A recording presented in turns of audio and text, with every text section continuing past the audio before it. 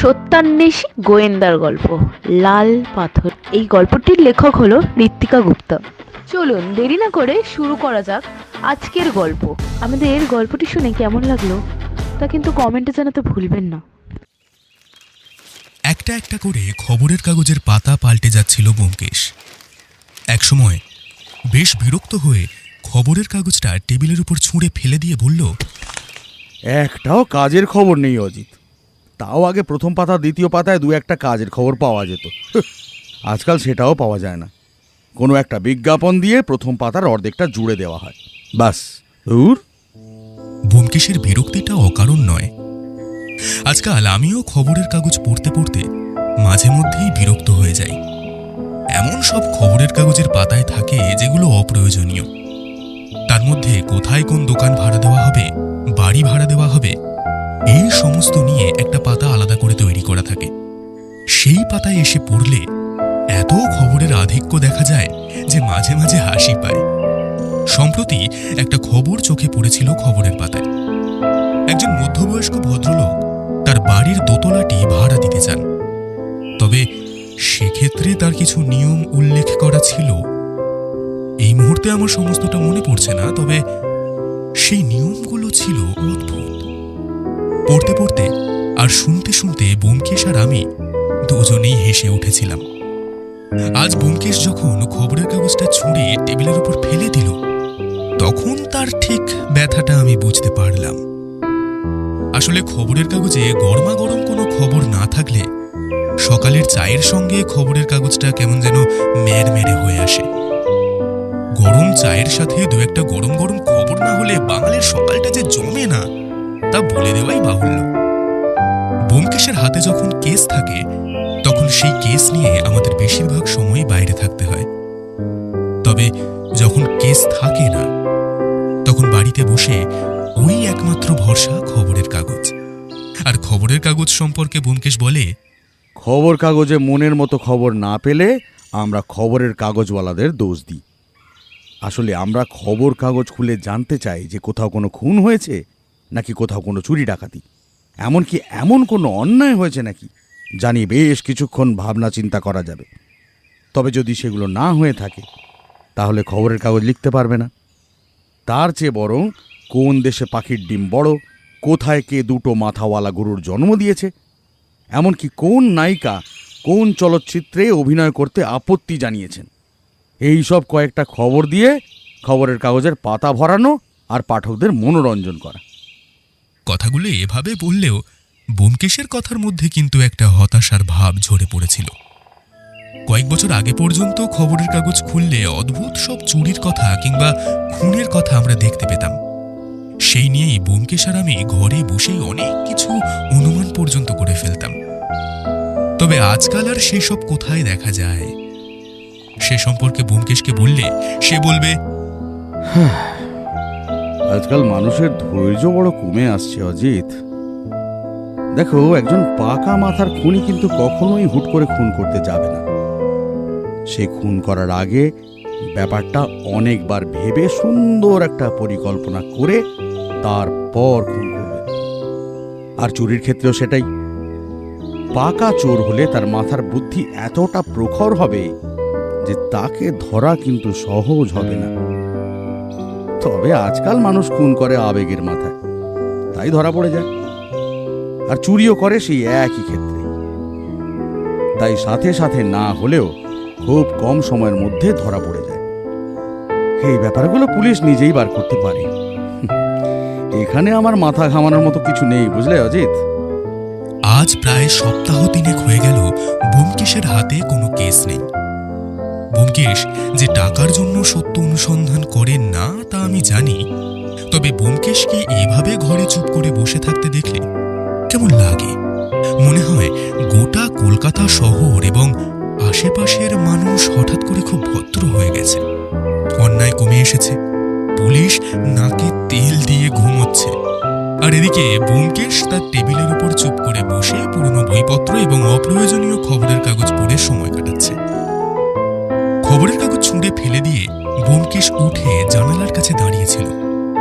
জানালা দিয়ে বাইরের দিকে তাকিয়ে আকাশের দিকে দেখতে দেখতে বলল, আচ্ছা, একটা কাজ করলে হয় না অজিত?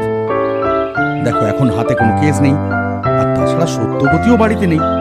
এই ফাঁকে চলো আমরা দুজন কোথাও থেকে ঘুরে আসি। ও হ্যাঁ, একটা কথা বলা হয়নি। সত্যবতী দাদার কাছে বেড়াতে গেছে কয়েকদিনের জন্য। সেখানে বেশ কয়েকদিন থাকবে বলেই গেছে। আসলে তার দাদা তাকে এর মাঝে বেশ কয়েকবার যাবার জন্য চিঠি লিখেছে, তবে সত্যবতীর সময় হয়নি। আর তাছাড়া ব্যোমকেশ বিভিন্ন কাজে ব্যস্ত ছিল, তাই জন্যেই তাকে ছেড়ে সত্যবতী যেতেও পারেনি।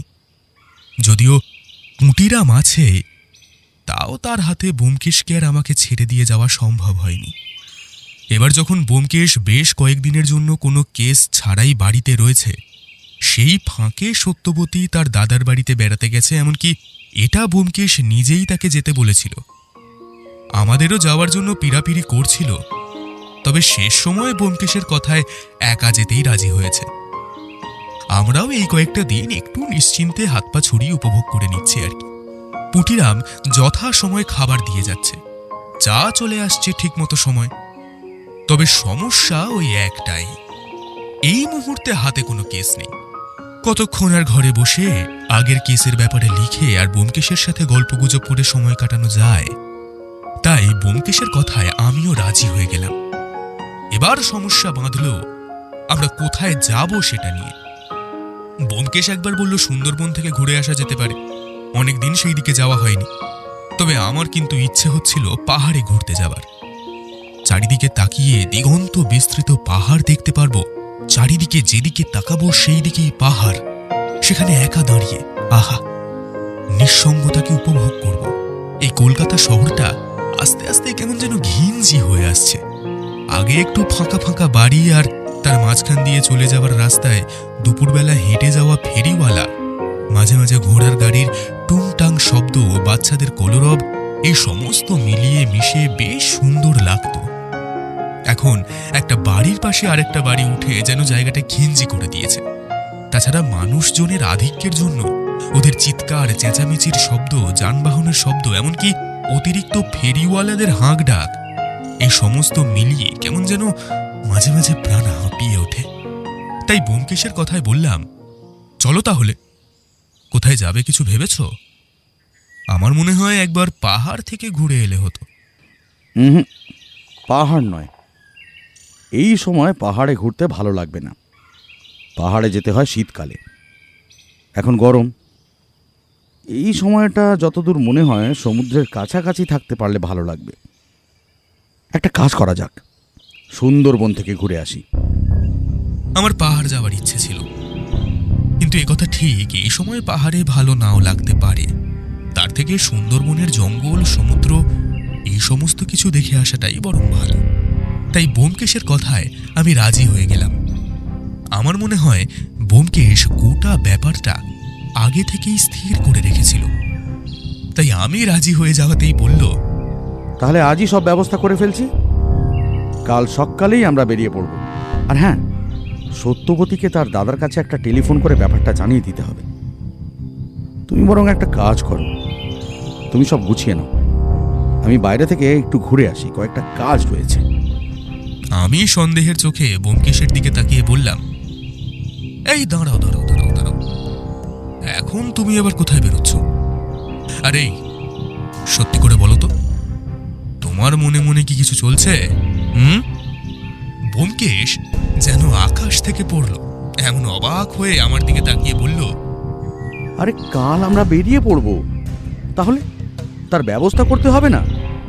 ট্রেন কটায় আছে দেখতে হবে, তারপর বাড়ি থেকে স্টেশন পর্যন্ত যাওয়ার জন্য একটা গাড়ি ঠিক করে রাখতে হবে। আরে আমার মনে মনে কি চলবে? তুমি কি ভাবছো কোনো কেসের ব্যাপারে আমি সুন্দরবন যেতে চাইছি? চাইছো না বলছো তো? দেখো, যদি তেমন কিছু হয়ে থাকে তাহলে সেটা আমায় আগেই বলে দিতে পারো। ব্যোমকেশ তারপর বলল, আচ্ছা আমি ফিরে আসি, তারপর না হয় তোমায় সব বলবো। হ্যাঁ, ততক্ষণ তুমি একটা কাজ করো, আমার টেবিলের ড্রয়ারে একটা খামের মধ্যে একটা চিঠি আছে, আমি ফেরার আগে পর্যন্ত চিঠিটা পড়ে ফেলো, তাহলেই গোটা ব্যাপারটা তুমি বুঝে যাবে। চলি ভাইয়া। আর হ্যাঁ, দুপুরের আগেই আমি ফিরে আসব, দুপুরের খাওয়াটা কিন্তু একসাথেই সারা হবে, ঠিক আছে? ব্যোমকেশ বেরিয়ে যেতেই আমি বেশ কিছুক্ষণ বসে রইলাম, কারণ প্রথমে তার কথায় তেমন কোনো সন্দেহ না হলেও এখন মনে হচ্ছে যেন এই ঘুরতে যাওয়ার ব্যাপারটা ব্যোমকেশ আগে থেকেই ঠিক করে রেখেছিল। তাই ব্যোমকেশ চলে যেতেই পুঁটিরামকে এক কাপ চায়ের জন্য বলে আমি তার টেবিলের ড্রয়ার থেকে চিঠিটা বের করলাম। একটা কমলা রঙের খামে মোড়া চিঠি।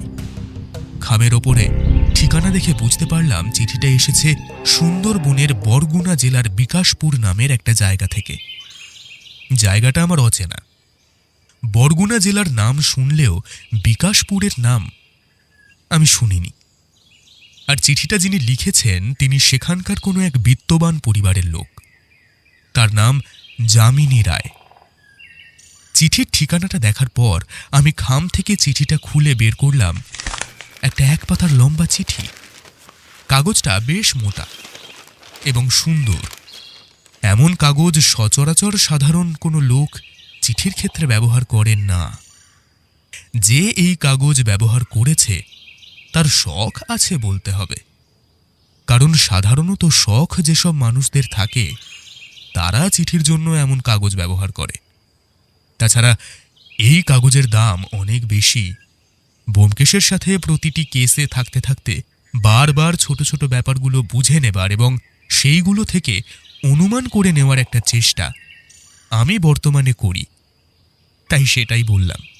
এই ভদ্রলোক ব্যোমকেশকে যে নির্দিষ্ট কোনো একটা কারণেও চিঠি লিখেছেন সেটাই আমার প্রথমে মনে হলো। তারপর চিঠিটা পড়তে শুরু করলাম। ব্যোমকেশবাবু, পত্রের প্রথমেই আপনার কুশল স্বাস্থ্য কামনা করি। আশা করি ঠিকানায় আমার নামটা দেখার সাথে সাথে আপনি আমায় সামান্য চিনতে পেরেছেন, তবে সে সম্ভাবনা কম। কত মানুষের সাথেই আপনি পরিচিত হন। আপনার সাথে আমার একবার দেখা হয়েছিল, তবে সেটা ওই একবারই। অনেক বছর আগে কলকাতায় আমার এক বন্ধুর বাড়িতে আমায় একটা কাজে যেতে হয়েছিল। সেই সময় আমার সেই বন্ধু বড় বিপদে পড়েছিল। তার বাড়ি থেকে তার একটা মূল্যবান রত্ন চুরি গেছিল। সেই কেসে আপনি তাকে সাহায্য করেছিলেন। অবশ্যই আপনি কেসটা হাতে নিয়েছিলেন পুলিশের দিক থেকে, তবে সেই কেসে আপনার অসাধারণ বুদ্ধি এবং পর্যবেক্ষণ ক্ষমতা আমি দেখেছিলাম। এবং আপনার মনে নেই, হয়তো আমি আপনার বুদ্ধির প্রশংসাও করেছিলাম। আপনি আমার সেই বন্ধুকে সেই বিপদ থেকে খুব সুন্দরভাবেই রক্ষা করেছিলেন। ইচ্ছে ছিল ভবিষ্যতে যদি কখনো আপনার সাথে দেখা করার সুযোগ হয় তাহলে আপনার সাথে সামান্য কিছু সময় কাটাবো, তবে বিভিন্ন কারণে সেই সুযোগ হয়ে ওঠেনি। বর্তমানে আমি নিজে একটা অদ্ভুত সমস্যায় পড়েছি। সেই কারণেই আপনাকে এই পত্র দিলাম। আমি জানি আপনি একজন ব্যস্ত মানুষ, বিভিন্ন কাজে আপনাকে ব্যস্ত থাকতে হয়, তবে যদি সময় সুযোগ ঘটে তাহলে আপনি একবার আমাদের বিকাশপুরে আসতে পারেন। শুধু আমার সমস্যার জন্য নয়, বিকাশপুরে এলে আপনার নিজের ভালো লাগবে। আসলে আমাদের এই এলাকাটা বঙ্গোপসাগরের উপকূল থেকে খুব একটা দূরে নয়। সবসময় সাগরের হাওয়া আর বাতাস আমাদের এখানে পাওয়া যায়। তাছাড়া প্রাকৃতিক সৌন্দর্য খুব একটা কম নয়। আপনি এলে আপনাকে সমস্তটা ঘুরিয়ে দেখাবো। তাছাড়া আপনার বুদ্ধি কাজে লাগানোর জন্য একটা সমস্যা আপনার সামনে দিতে পারবো। আপনাকে চিঠি লেখার উদ্দেশ্য যে আমার সেই সমস্যার সমাধান, সে কথা স্বীকার করতে আমি কার্পণ্য বোধ করব না।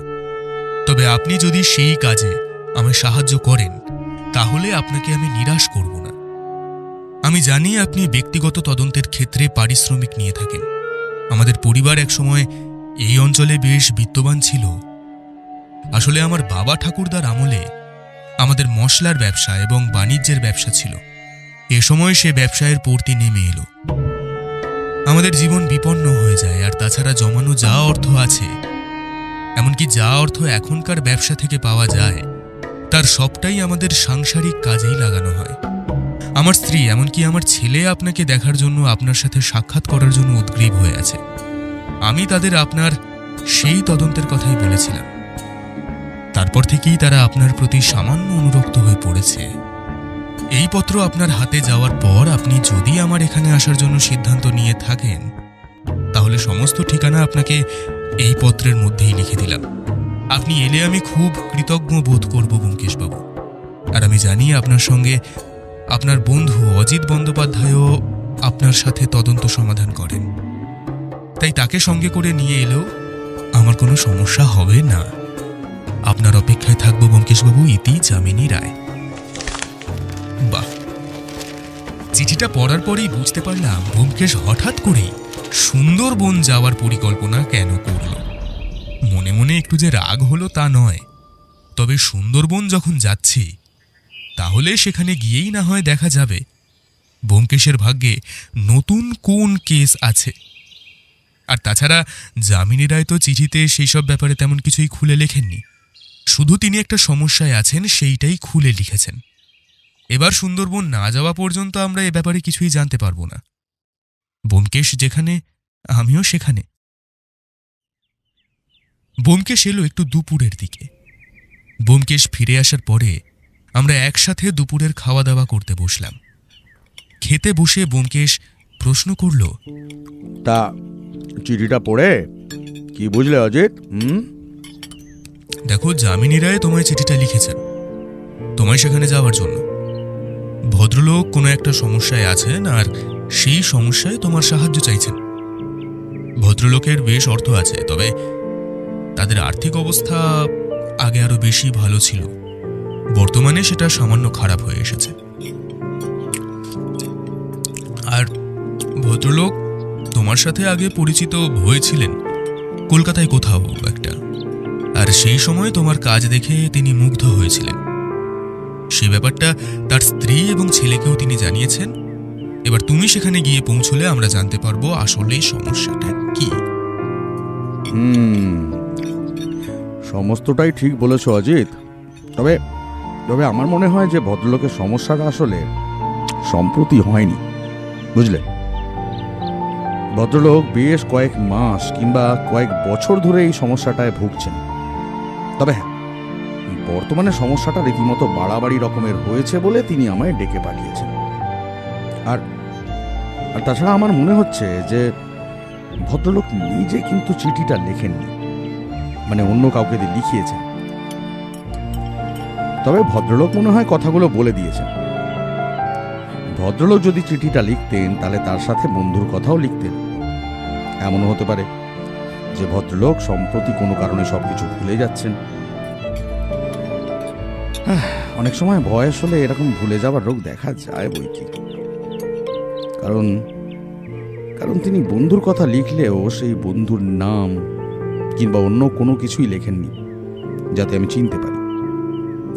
আর তাছাড়া চিঠিটা কিন্তু একই কালি দিয়ে লিখলেও বিভিন্ন সময় লেখা হয়েছে।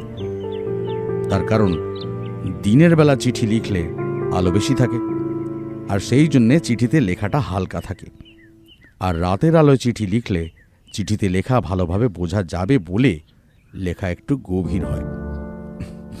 তুমি ভালো করে লক্ষ্য করলেই ব্যাপারটা বুঝতে পারতে অজিত। ব্যোমকেশ খেতে খেতে কথাগুলো বলে চলল। আমি বুঝতে পারলাম ব্যোমকেশের কথাগুলো চিঠিটা দেখে অনুমান করা যায়, তবে সেটা যে কেন আমার মনে হয়নি তা আমি বুঝতে পারলাম না। আমি বললাম, তাহলে কাল সকালে আমরা বেরিয়ে পড়ছি। সমস্তটাই ঠিক করে রাখা আছে অজিত। আজ রাতের মধ্যেই ব্যাগপত্র গুছিয়ে নিয়ে কাল সকালেই আমরা বেরিয়ে পড়ব। তবে হ্যাঁ, মনে রেখো, সুন্দরবনের দিকে কিন্তু আবহাওয়া মাঝামাঝি ধরনের থাকে, তাই জামা কাপড় খুব একটা বেশি নেওয়ার প্রয়োজন নেই। আমরা কলকাতায় যে সমস্ত জামা কাপড় পরি, যেগুলো ব্যবহার করি, তেমন কিছু নিলেই হবে। এই, তোমার রিভলভার কিন্তু সঙ্গে নিতে ভুলো না। কেন বলো তো? তোমার কি মনে হচ্ছে ওখানে গিয়ে আমরা কোনো একটা বিপদে পড়ব? সেখানে আমার রিভলভার প্রয়োজন হবে? ভদ্রলোক যখন খুলে কিছুই লেখেননি, তাহলে বিপদটা যে কোনো রকমের হতে পারে তো আমাদের জানা নেই, তাই না? আর রিভলভার সঙ্গে রাখাটাও বোধহয় প্রয়োজনীয়। সেই ক্ষেত্রে বৌঠানকে জানিয়ে দিয়েছো তো আমরা যাচ্ছি?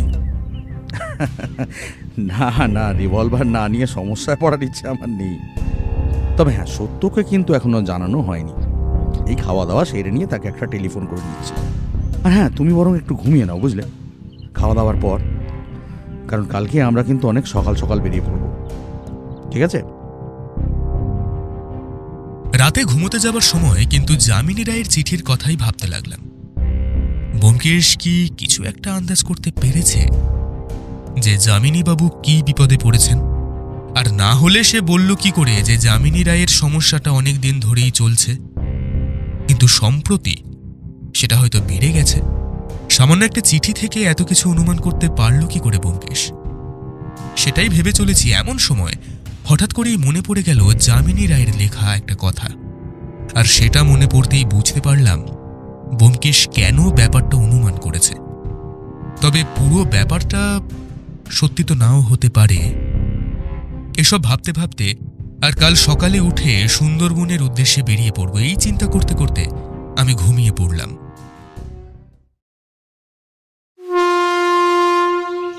ব্যোমকেশ ভাড়ার গাড়ি বলেই এসেছিল, তাই সেই গাড়িতে করে আমরা স্টেশনে পৌঁছালাম। তারপর সেখান থেকে ট্রেনের সময় মতো ট্রেনে উঠে পাড়ি দিলাম সুন্দরবনের বরগুনা জেলার বিকাশপুরের উদ্দেশ্যে। ঠিকানা চিঠিতে লেখা ছিল। সেই ঠিকানার মতো আমরা যখন বিকাশপুর গিয়ে পৌঁছালাম তখন দুপুর গড়িয়ে এসেছে।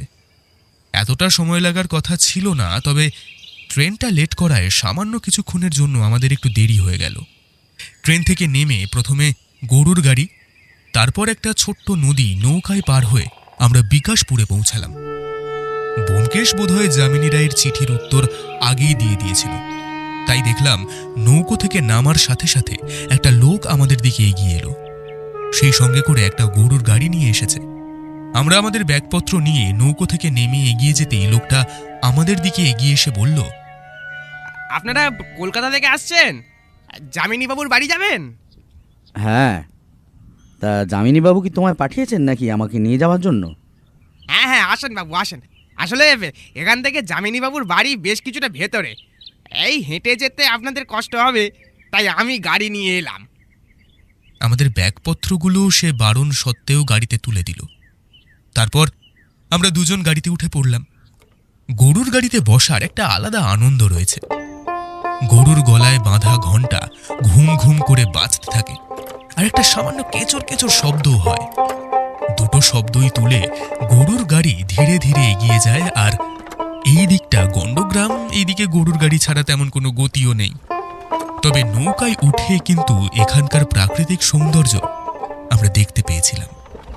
আর গরুর গাড়িতে করে যাওয়ার সময় আশেপাশের ছোট ছোট বাড়িঘরগুলোর ফাঁকে ফাঁকে সবুজের রাজত্ব দেখে চোখ জুড়িয়ে আসছিল। আমাদের কলকাতা শহরে একসময় সবুজের রাজত্ব ছিল, তবে ধীরে ধীরে যত সময় যাচ্ছে তত মানুষ বেড়ে যাওয়ার জন্য ইট বালি পাথরের কংক্রিটে গোটা শহরটা ভরে উঠছে। নিঃশ্বাস নেওয়ার জন্য এরকম সুন্দরবনের এলাকায় মাঝে মাঝে আসা উচিত আমার মনে হচ্ছিল। এমন সময় ব্যোমকেশ বলল, তোমার পাহাড়ে বেড়াতে যাওয়ার চেয়ে সুন্দরবন বোধহয় বেশি ভালো, তাই না? ব্যোমকেশ, সবকিছুর একটা আলাদা আলাদা গুরুত্ব আছে। পাহাড়ের গুরুত্ব যেমন আলাদা, সুন্দরবনের গুরুত্বও তেমন আলাদা। দুটোকে তুমি কখনোই একসাথে মিশিয়ে ফেলতে পারবে না। ব্যোমকেশ একবার আমার দিকে তাকিয়ে বলল, ও হো হো হো হো, মাঝে মাঝে আমি ভুলে যাই বুঝলে যে তুমি সাহিত্যিক, তাই এইসব বলে ফেলি। আর তোমার থেকে যখন থেকে এই ধরনের কথাগুলো শুনতে পাই তখন যেন আমার মনে পড়ে যায়। এই মানেটা কি? হ্যাঁ, তুমি কি বলতে চাইছো? ব্যোমকেশ একটু হেসে উঠল, কিন্তু কিছুই বলল না। আমাদের কথার মাঝখানে হঠাৎ হারাধন বলে উঠল, বাবুরা, আপনারা যে বাড়িতে যাচ্ছেন সে বাড়িতে কাল রাতে চুরি হয়েছে, জানেন তো? এ কথায় আমি আর ব্যোমকেশ দুজনেই সামান্য চমকে উঠলাম। তারপর ব্যোমকেশ বলল, চুরি হয়েছে কাল রাতে? তা কি চুরি গেছে সেটা কি জানা গেছে? আরে বাবু মনে হয় পুলিশে খবর দিয়েছিল, কিন্তু এখানে কাছাকাছি তো কোনো থানা নেই, থানা অনেক দূরে। আজ বিকেলের দিকে পুলিশ চলে আসার কথা। এবারে কি চুরি গেছে তা তো আমি জানি না বাবু, তবে চোর যে এসেছিল তা আশেপাশের কয়েকজন বলেছে। আমি তো এদিকেই থাকি, তাই সেটা জানতে পেরেছি। আচ্ছা, যামিনী বাবুর বাড়ির লোকজন কেমন? মানে তাদের তো মশলার ব্যবসা আছে বলে শুনেছি, তাদের ব্যবসা এখন কেমন চলে? না মানে আমি শুনেছি যে তাদের ব্যবসা এখন একটু পড়তির দিকে, তাই না? অত খবর তো আমি জানি না বাবু, তবে আগের যে বাবুদের অবস্থা যে খারাপ হয়েছে তা আমি বেশ বুঝতে পারি। আর তাছাড়া ছোট বাবুর তো ব্যবসায় মন নেই, সে বাড়িতে বসেই গান বাজনা নিয়ে থাকে, আর একটু কেমন যেন ওই ছন্ন ছাড়া ধরনের, বুঝলেন? তাই নিয়ে বড় বাবুর তো মন খারাপও হয়। তবে গিন্নিমা আমাদের সাক্ষাৎ লক্ষ্মী পৃথিবী, আহা, তার বাড়ি থেকে অভুক্ত অবস্থায় কেউ ফিরে যায়নি, বুঝলেন? ব্যোমকেশের সাথে এই চালকের কথাবার্তা দেখে আমি অবাক হচ্ছিলাম, কারণ ব্যোমকেশকে এইরকম বাইরের লোককে কারোর ব্যাপারে খোঁজ খবর নিতে খুব একটা দেখিনি। তবে সে যখন এই কাজটা করছে নিশ্চয়ই কিছু একটা ভেবেই করছে, তাই আমি চুপ করে রইলাম। ব্যোমকেশ আবার বলল, ওই বাড়িতে আর কে কে থাকেন? বড় বাবু, গিন্নিমা, ছোট বাবু, আরো একজন থাকে, আর ওই ম্যানেজার কোচের কেউ একটা, এই আমাদের গ্রামেরই ছেলে, ব্যবসা দেখে। আর তাছাড়া কয়েকটা কাজের লোক তো আছে, দারোয়ান আছে। আর আচ্ছা বাবু, আপনারা কি এই পুলিশের লোক? এই আমায় এত প্রশ্ন করছেন যে? হ্যাঁ। ব্যোমকেশ হেসে উঠল, তারপর বলল, আরে না না না, তুমি ভুল করছো, আমরা পুলিশের লোক নই। আসলে তোমাদের এই যামিনী রায়ের বংশধরদের ইতিহাস নিয়ে আমরা একটা বই লিখছি। আসলে আমার বন্ধু, এই যে ইনি হচ্ছেন একজন সাহিত্যিক, ইনি এই ব্যাপারটা নিয়ে লিখতে চাইছেন, তাই যামিনী বাবুর আমন্ত্রণে আমরা এখানে এসেছি। হারাধন কি বুঝলো জানি না, তবে একবার মুখ ফিরিয়ে আমার দিকে তাকিয়ে সামান্য হাসল। তারপর আর আমাদের মধ্যে কোনো কথা হলো না। আমি একবার চুপি চুপি ব্যোমকেশকে বললাম, এই ব্যোমকেশ, কি হচ্ছে এসব? হ্যাঁ, আর সবাইকে মিথ্যে কথা বলার কি কোনো প্রয়োজন আছে? আছে অজিত, আছে। সব জায়গায় সত্যি কথা বলে আসল খবরটা বার করা যায় না, বুঝলে? তাই মাঝে মাঝে মিথ্যার আশ্রয়ও নিতে হয়, ও তুমি বুঝবে না। আমি সত্যিই বুঝলাম না ব্যোমকেশ এই গাড়ির চালককে মিথ্যে কথা বলে কোন খবর বার করতে চাইছে। তবে তারপরেও ব্যোমকেশ এই চালকের সাথে বিভিন্ন বিষয় নিয়ে কথা বলতে লাগলো, তার পরিবারের কথা, এমনকি গ্রামের আরো কিছু কথা। আমি চুপ করে চারপাশের সৌন্দর্য দেখতে লাগলাম। তারপর এক সময় গাড়িটা দাঁড়িয়ে যেতেই হারাধন বলে উঠল, আমরা এসে গেছি বাবু, এই যে আপনাদের সামনে যেটা দেখতে পাচ্ছেন সেইটাই হলো রায় বাড়ি। আমরা গাড়ি থেকে নেমে সামনের দিকে তাকিয়ে দেখলাম একটা বড় গেট। সেই গেটের পিছনে একজন দারোয়ান রয়েছে। সেই গেটের পিছন দিয়ে একটা পায়ে চলার পথ, তার চারপাশে সবুজ গাছপালা। সেসব কিছু পেরিয়ে কিছুটা ভেতরের দিকে একটা বাড়ি দাঁড়িয়ে আছে। বাড়ি না বলে সেটাকে মহল বলা বরং ভালো। বাড়িটা দোতলা। সেই বাড়ি যে সময়ের জন্য আর যত্নের অভাবে কিছু জায়গায় সামান্য ফাটল ধরে এসেছে, তবে বাড়ির গঠন দেখলে বোঝা যায় এই বাড়ি আজ থেকে বেশ কয়েক বছর আগে তৈরি করা হয়েছে। বাইরে থেকে যতই দেখা যায় আমরা অবাক হয়ে দেখছি। এমন সময় দারোয়ান গেটের সামনে এসে প্রশ্ন করল, কাকে চাই? ব্যোমকেশ আর আমি আমাদের ব্যাগগুলো নিয়ে গেটের সামনে এগিয়ে যেতেই ব্যোমকেশ বলল, যামিনী রায় আমাদেরকে এখানে আসতে বলেছেন। আমার মনে হয় উনি তোমাকে আমাদের কথা বলে রেখেছেন। আমরা কলকাতা থেকে আসছি। হ্যাঁ হ্যাঁ বাবুরা, আসুন আসুন, বড়বাবু আপনাদের কথা বলে রেখেছেন। গেট খুলে যেতেই আমরা ভেতরে ঢুকলাম। ব্যোমকেশ গাড়ির চালককে ভাড়া দিতে গেলে সে হাহা করে হেসে উঠল। ও কি করছেন বাবু, ও কি করছেন? বড় বাবু আমায় বলে দিয়েছেন আপনাদের কাছ থেকে কোনো টাকা না নিতে। আমার ভাড়া বড় বাবু নিজেই বুঝিয়ে দেবেন। আপনাদের কাছ থেকে টাকা নিলে বড় বাবু রাগ করবেন যে। আমি এখন চলি, আপনার যখন প্রয়োজন হবে ওই আমায় ডাকবেন, বুঝলেন?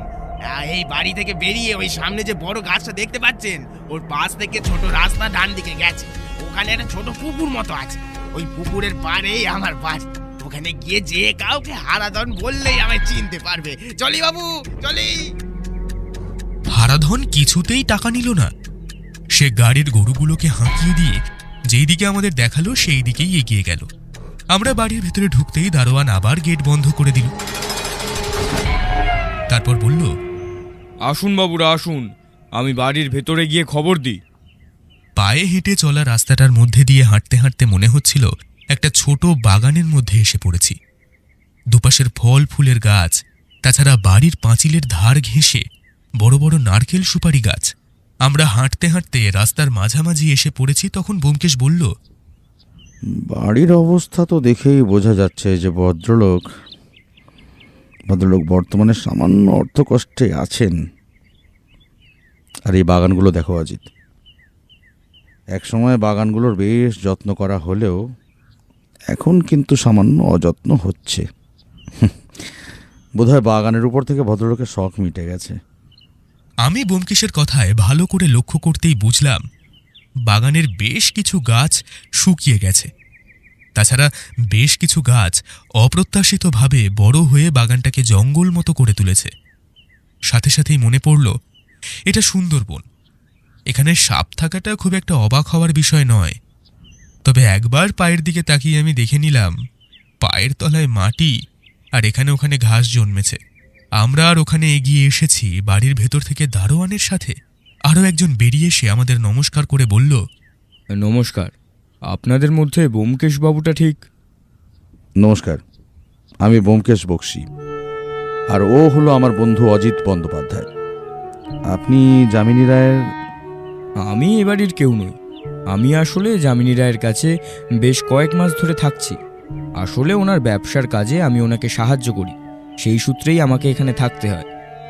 আমার বাড়ি বেশি দূরে নয়, এই গ্রামেই, তবে আমি এখানেই থাকি। আসুন। আমি বাড়িটার দরজার সামনে গিয়ে সিঁড়ি দিয়ে উপরে উঠতে লাগলাম। ভবানীবাবু আমাদের ব্যাগগুলোকে ঘরের ভেতর থেকে আসা আরও একজন চাকর গোছের কাউকে দিয়ে আমাদের জন্য নির্দিষ্ট ঘরে পৌঁছে দিতে বললেন। তারপর বললেন, আপনারা অনেকটা দূর থেকে এসেছেন, আপনাদের ঘর দোতলায় গুছিয়ে রাখা আছে। আপনারা হাত মুখ ধুয়ে বিশ্রাম নিন, আমি আপনাদের খাবার ব্যবস্থা করে দিচ্ছি। আর তারপরে যামিনীবাবু আপনাদের ডেকে পাঠালে আমি আপনাদের ডেকে আনব। যামিনীবাবু কি অসুস্থ? সেরকম ব্যাপার নয়, তবে বয়স হয়েছে, প্রেশার বেড়েছে, তাছাড়া সুগারও রয়েছে, তাই তিনি ঘরেই বেশিরভাগ সময় থাকেন। যতদূর মনে হচ্ছে যামিনীবাবুর হয়ে চিঠিটা তাহলে আপনিই লিখেছিলেন। কি করে বুঝতে পারলেন বলুন তো? আপনি কি যামিনীবাবুর হাতের লেখা চেনেন? না, তবে চিঠিটা দেখে মনে হয়েছিল। হ্যাঁ, কিছুটা আমিই লিখেছি। যামিনীবাবু আমায় যেরকম বলেছেন আমি তাই লিখেছি। আপনারা আসুন। এই রঘু, যাও বাবুদের উপরের ঘরে নিয়ে যাও, আর বাবুদের জন্য খাবারের ব্যবস্থা করো। আমি আর ব্যোমকেশ রঘুর সাথে উপরের ঘরে চলে এলাম। সেখানে আমাদের ব্যাগপত্র রাখা হয়েছিল। একটু পরেই রঘু এসে আমাদের কলতলায় নিয়ে গেল। সেখানে জল রাখা হয়েছিল। আমরা হাত মুখ ধুয়ে নিজেদের ঘরে এসে বিছানার উপর বসলাম। তারপর কাপড় বদল করে নিয়ে একসময় দেখি রঘু আমাদের জন্য খাবার নিয়ে এসেছে। কয়েক রকম মিষ্টি, লুচি, তরকারি। খিদে যে আমাদের পায়নি তা নয়, আসলে ট্রেনে সামান্য কিছু খেয়েছিলাম, তারপর আর কিছুই খাওয়া হয়নি। তাই আর বাক্য ব্যয় না করে আমরা খাবারের সদ্গতি করে ঘরের মধ্যে বসে রইলাম।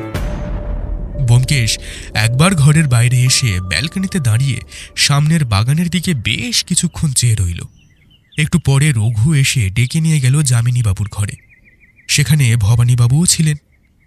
যামিনীবাবুর ঘর একতলায়।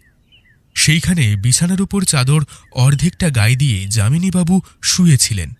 আমরা ঘরে ঢুকতেই কোনো মতে উঠে বসে আমাদের উদ্দেশ্যে নমস্কার করে বললেন, নমস্কার নমস্কার ব্যোমকেশবাবু, আপনি যে আমার চিঠি পেয়ে এত দূর থেকে কষ্ট করে আসবেন তা আমি ভাবতে পারিনি। আমি সত্যি খুব খুব খুশি হয়েছি। এইখানে ভদ্রলোকের চেহারার একটা বিবরণ দেওয়া দরকার। ভদ্রলোকের মাথার চুল বেশ লম্বা, সেই চুল কাঁধ পর্যন্ত ঝুলে এসেছে। মুখের দাড়ি গোঁফ সাদা হয়ে এসেছে। ভদ্রলোকের শরীর যে অসুস্থ তা বোঝা যায়। ভদ্রলোকের পরনে একটা সাদা পাজামা, চাদর ঢাকা থাকার জন্য নিচের পরিধান বোঝা যায় না। তার চোখের তলায় গাঢ় কালি, মুখে চামড়ার বলিরেখায় শারীরিক অসুস্থতার একটা লক্ষণ ফুটে উঠেছে তার চোখে মুখে। তবে গায়ের রং বেশ ফর্সা, এবং চেহারা যে একসময় বেশ ভালো ছিল তা বোঝা যায়। আমরা তার বিছানার পাশে রাখা চেয়ারে বসলাম। ব্যোমকেশ বলল, না না, এতে অসুবিধার কিছু নেই। আপনার আমন্ত্রণ আমি রক্ষা করতে পেরেছি, তাতে আমার বেশ ভালোই লাগলো। তবে বলেই ব্যোমকেশ একবার ভবানী বাবুর দিকে তাকালো। যামিনী রায় বোধহয় কিছু একটা বুঝতে পেরে ভবানীকে বললেন, ও হ্যাঁ ম্যাম, আচ্ছা ভবানী, ভবানী তুমি এখন এসো। আমি ব্যোমকেশ বাবুর সাথে একটা গুরুত্বপূর্ণ বিষয় নিয়ে কথা বলতে চাই। আর হ্যাঁ দেখো, এই সময় যেন কেউ আমাদের বিরক্ত না করে। বাইরে থেকে দরজাটা বন্ধ করে দিয়ে যাও। আর রঘুকে দিয়ে 3 কাপ চা পাঠিয়ে দিও, কেমন? ভবানীর মুখ দেখে মনে হলো ব্যাপারটা এসে খুব একটা খুশি হয়নি। তবু ঘর থেকে বেরিয়ে গিয়ে দরজাটা ভিজিয়ে দিল। যামিনীবাবু ব্যোমকেশের দিকে একবার তাকিয়ে তারপর আমার দিকে তাকিয়ে বললেন, আসলে আসলে ব্যাপারটা যে আপনাকে কোথা থেকে বলা শুরু করব তা আমি ঠিক বুঝতে পারছি না। তবে দেখুন, আমি আমি আমি সময় নষ্ট করতেও চাইছি না। আমি চাইছি আপনি ব্যাপারটা আজ থেকেই দেখুন। যত দেরি হবে ততটা বোধহয় সমস্যাটা বাড়বে। আপনার যেখান থেকে বলতে ভালো লাগে আপনি সেখান থেকেই বলতে শুরু করুন, আমার কোনো সমস্যা নেই। তবে হ্যাঁ, একটা কথা, কোনো কিচ্ছু কিন্তু বাদ দেবেন না, তাহলে আমার কাজ করতে অসুবিধা হবে। আপনি মন খুলে বলুন। যামিনীবাবু বেশ কিছুক্ষণ পায়ের কাছে খোলা জানালাটার দিকে তাকিয়ে রইলেন। তারপর বলতে শুরু করলেন, আমার বাবার ছিল মশলার ব্যবসা।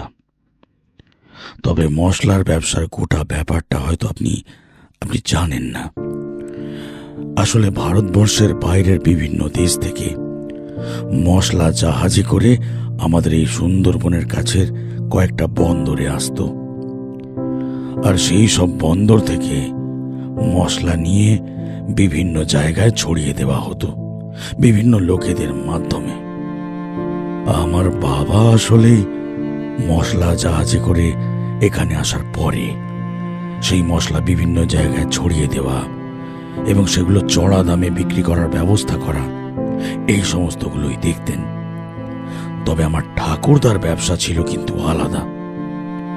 ঠাকুরদা ছিল একদম অন্যরকম।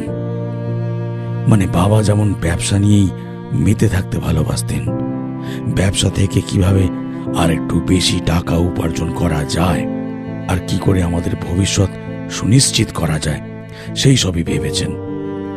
তবে ঠাকুরদা কিন্তু মশলার ব্যবসা করলেও তিনি নিজে মাঝে মাঝে ওই সমস্ত জাহাজে করে বেরিয়ে পড়তেন। তার ছিল অজানা অচেনা জায়গা দেখার ইচ্ছে এবং সেই সমস্ত জায়গায় যাওয়ার ইচ্ছে। এখন যেমন আমরা রেলপথে, সড়ক পথে, এমনকি জলপথে অনেক জায়গায় যেতে পারি, ঘুরতে পারি। আমার ঠাকুরদার সময় কিন্তু ব্যাপারটা অত সহজ ছিল না। জলপথে ব্যবসা করে মাঝে মাঝে প্রাকৃতিক বিপর্যয় এবং জলদস্যুদের হাতেও পড়তে হতো। কিন্তু ঠাকুরদার ভাগ্য বোধহয় খুব ভালো ছিল, তাই নানা পরিস্থিতিতে তিনি পড়লেও সেখান থেকে তিনি অদ্ভুতভাবেই বারবার বেঁচে ফিরে আসতেন। এই নিয়ে ঠাকুরদা আর বাবার সাথে মনোমালিন্য হলেও ঠাকুরদা কিন্তু নিজেকে বদলাননি। আমার ঠাকুরদাকে আপনি দেখেননি। আমার এক সময় খুব ভালো চেহারা ছিল ব্যোমকেশ বাবু, কিন্তু আমার ঠাকুরদার কাছে আমি কিছুই নয়। তার সেই লম্বা চওড়া চেহারা, একদম সুপুরুষ সৈনিকদের মতো ছিল তার শরীর। পৃথিবীতে এমন কিছু নেই যাকে ঠাকুরদা ভয় পেতেন। আর তিনি ছিলেন ঘোরতর নাস্তিক। ভূত ভগবান কোনো কিছুই তিনি মানতেন না। যখন যা ইচ্ছে হতো তাই করতেন। তবে হ্যাঁ, তার মনটা কিন্তু ছিল ভালো। কখনো কারোর অনিষ্ট তিনি করতেন না। তার ডান গালের উপর একটা কাটা দাগ ছিল।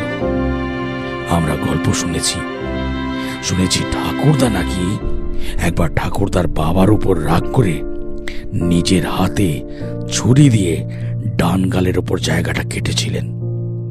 তাহলে বুঝতে পারবেন ব্যোমকেশ বাবু, তিনি কতটা সাহসী মানুষ ছিলেন। যে মানুষ নিজের হাতে ছুরি দিয়ে নিজের ডান গাল কাটতে পারে, তার তো সাহসের অভাব হবে না, কি বলেন? শুধু সাহস কি বলছেন, এ তো দুঃসাহস। দেখুন, একজন মানুষ অন্য মানুষকে খুন করতে পারে, সেটা সময়, পরিস্থিতি কিংবা তার মানসিকতার উপর নির্ভর করে, কিন্তু নিজের হাতে নিজেকে এইভাবে গাল কাটা, এটা কিন্তু সহজ কাজ নয় যামিনীবাবু। যামিনীবাবু হাসলেন, তারপর বললেন, তাই বলছি ব্যোমকেশ বাবু, আমার সেই ঠাকুরদার নাম ছিল যোগেশ রায়। সেই সময় বাঙালিদের মধ্যে এমন সাহসী আর এমন মনের লোক পাওয়া কিন্তু খুব কঠিন ছিল। সে যাই হোক, ঠাকুরদা জাহাজে এখানে ওখানে চলে যেতেন। এইভাবে তাদের একটা দল তৈরি হয়েছিল। সেই দল নিয়ে তারা বাণিজ্য করতেন এবং বাণিজ্য করে অর্থ নিয়ে বাড়ি ফিরে আসতেন। আবার হয়তো কয়েকদিন বাড়িতে থাকলেন, তারপর আবার একদিন ছোট কোনো জাহাজ নিয়ে বেরিয়ে পড়লেন। ঠাকুরদা ছোটবেলায় আমাদের অনেক গল্প বলতেন। এই সব দুঃসাহসিক অভিযানের কথা শুনতে শুনতে কি মনে হতো জানেন? মনে হতো গল্পের বইতে কিংবা চলচ্চিত্রে দেখা গল্প ঠাকুরদার গল্পের কাছে কোন ছাড় লাগে। আমার সেই ঠাকুরদা কিন্তু মারা গেছিলেন খুবই কষ্ট পেয়ে। তার গোটা শরীরে এক অদ্ভুত ধরনের ঘা হয়েছিল। সেই ঘা কোনো ডাক্তাররা সারাতে পারেনি।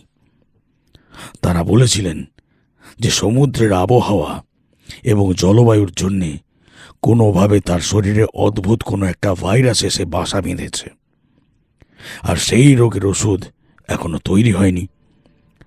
অমন দুর্দান্ত প্রতাপ সুপুরুষ চেহারার মানুষটা রোগা হয়ে একদম কুঁকড়ে কঙ্কাল সার হয়ে মারা গেছিলেন ব্যোমকেশবাবু। অমন দুর্দান্ত প্রতাপ সুপুরুষ চেহারার মানুষটা একদম রোগা হয়ে কুঁকড়ে গিয়েছিলেন, শেষে কঙ্কাল সার হয়ে মারা গিয়েছিলেন, বুঝলেন? তবে আমার বাবা ঠাকুরদার পথ আর মাড়াননি। তিনি নিজের মতন ব্যবসাপত্র নিয়ে এখানেই থাকতেন। আমাদের এই বাড়িটা তৈরি করিয়েছিলেন আমাদের ঠাকুরদা। বাড়ির অবস্থা দেখেই বুঝতে পারছেন, এ অনেক বছর আগের তৈরি করা বাড়ি। ঠাকুরদা যখন পাকাপাকিভাবে এখানে থাকতে শুরু করেন, তখন তার কাছে জমানো অর্থ অনেক ছিল। তাছাড়া সোনা রূপা এমনকি আরো অনেক মূল্যবান বস্তু ছিল। তার মধ্যে ছিল একটা লাল রঙের পাথর। সেই পাথরটা কিন্তু বড় অদ্ভুত ছিল। কি বলবো আপনাকে, অমন পাথর না চট করে দেখা যায় না। পাথরটার একটা দিক সুচলো আর বাকি দিকটার এমনি পাথরের মতো চাপা। দাদু বেঁচে থাকার আগে পর্যন্ত পাথরটা তার ডান হাতের একটা আংটির মধ্যে থাকত। তবে পাথরটা একটু বেশি বড় ছিল, তাই তার দিকে তাকালে তার হাতের ওই আংটির পাথরটাই আগে চোখে পড়ত। ঠাকুরদা মারা যাওয়ার পরে সেই পাথরটাও যে কোথায় গেল তাও কেউ জানত না। এমনকি সত্যি বলতে আমার বাবার এইসব নিয়ে কোনো মাথা ব্যথা ছিল না। তাই সেই পাথরের কথা ঠাকুরদা মারা যাওয়ার পরেই চাপা পড়ে যায়। প্রায় অনেক আগের কথা, একদিন আমাদের বাড়িতে এক ভদ্রলোক এসে উপস্থিত হন। তিনি নাকি আমার সেই ঠাকুরদার কোনো এক বন্ধুর ছেলে।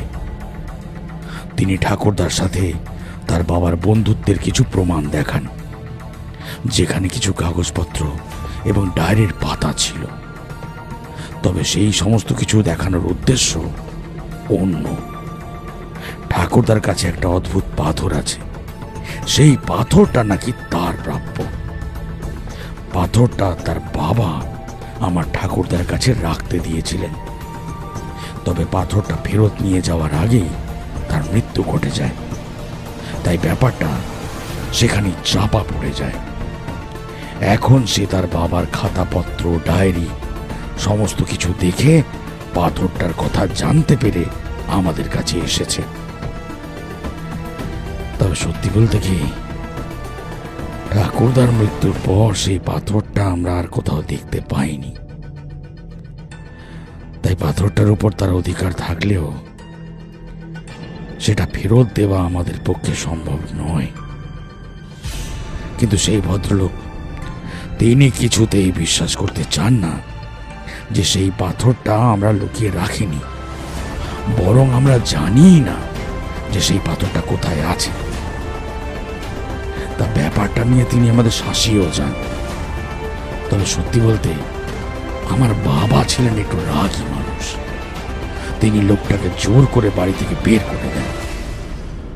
তবে হ্যাঁ, যাওয়ার সময় কিন্তু সে হুমকি দিয়ে গিয়েছিল যে ওই পাথরটা সে নিয়েই ছাড়বে। এই ঘটনাটা যখন ঘটে, তখন আমার সদ্য বিয়ে হয়েছে। আমি এবং আমার স্ত্রী দুজনে মিলে সেই পাথরটাকে খোঁজার অনেক চেষ্টা করি, কিন্তু সেটা কোথাও পাই না। আর তাছাড়া আমার ঠাকুরদার কাগজপত্র, ডায়েরি এই সমস্ত কিছু ঘেঁটেও আমরা কিন্তু কিছুই জানতে পারিনি। তারপর এক সময় ব্যাপারটা থিতিয়ে পড়ে। মাত্র বছরখানেক আগে সেই ভদ্রলোকের মতো আরও একজন এসে উপস্থিত। তার দাবি সে নাকি সেই ভদ্রলোকের ছেলে, এবং সে এত বছর পরে আমাদের কাছে সেই পাথরটা নিতে এসেছে। এবং সে বিশ্বাস করে যে আমরা পাথরটার ব্যাপারে জানি না। তবে আমরা যদি পাথরটা খোঁজার চেষ্টা করি, তাহলে তাকে পাথরটা দিতে পারি। তার নাকি খুব প্রয়োজন। আসলে ওটা কোনো পাথর নয়, ওটা একটা সিন্দুকের চাবি। আর তার ঠাকুরদা যে সিন্দুকটা রেখে গেছেন, সেই সিন্দুকে মূল্যবান কিছু আছে। গোটা সিন্দুকটা লোহার তৈরি, আর সেই সিন্দুকটা ভেঙে উদ্ধার করা কোনোভাবেই সম্ভব নয়। আগেই বলেছি ব্যোমকেশবাবু, আগে যে ভদ্রলোক এসেছিলেন তিনি আমাদের শাসিয়ে গেছিলেন, কিন্তু এই ভদ্রলোক তেমন কিছু বলেননি।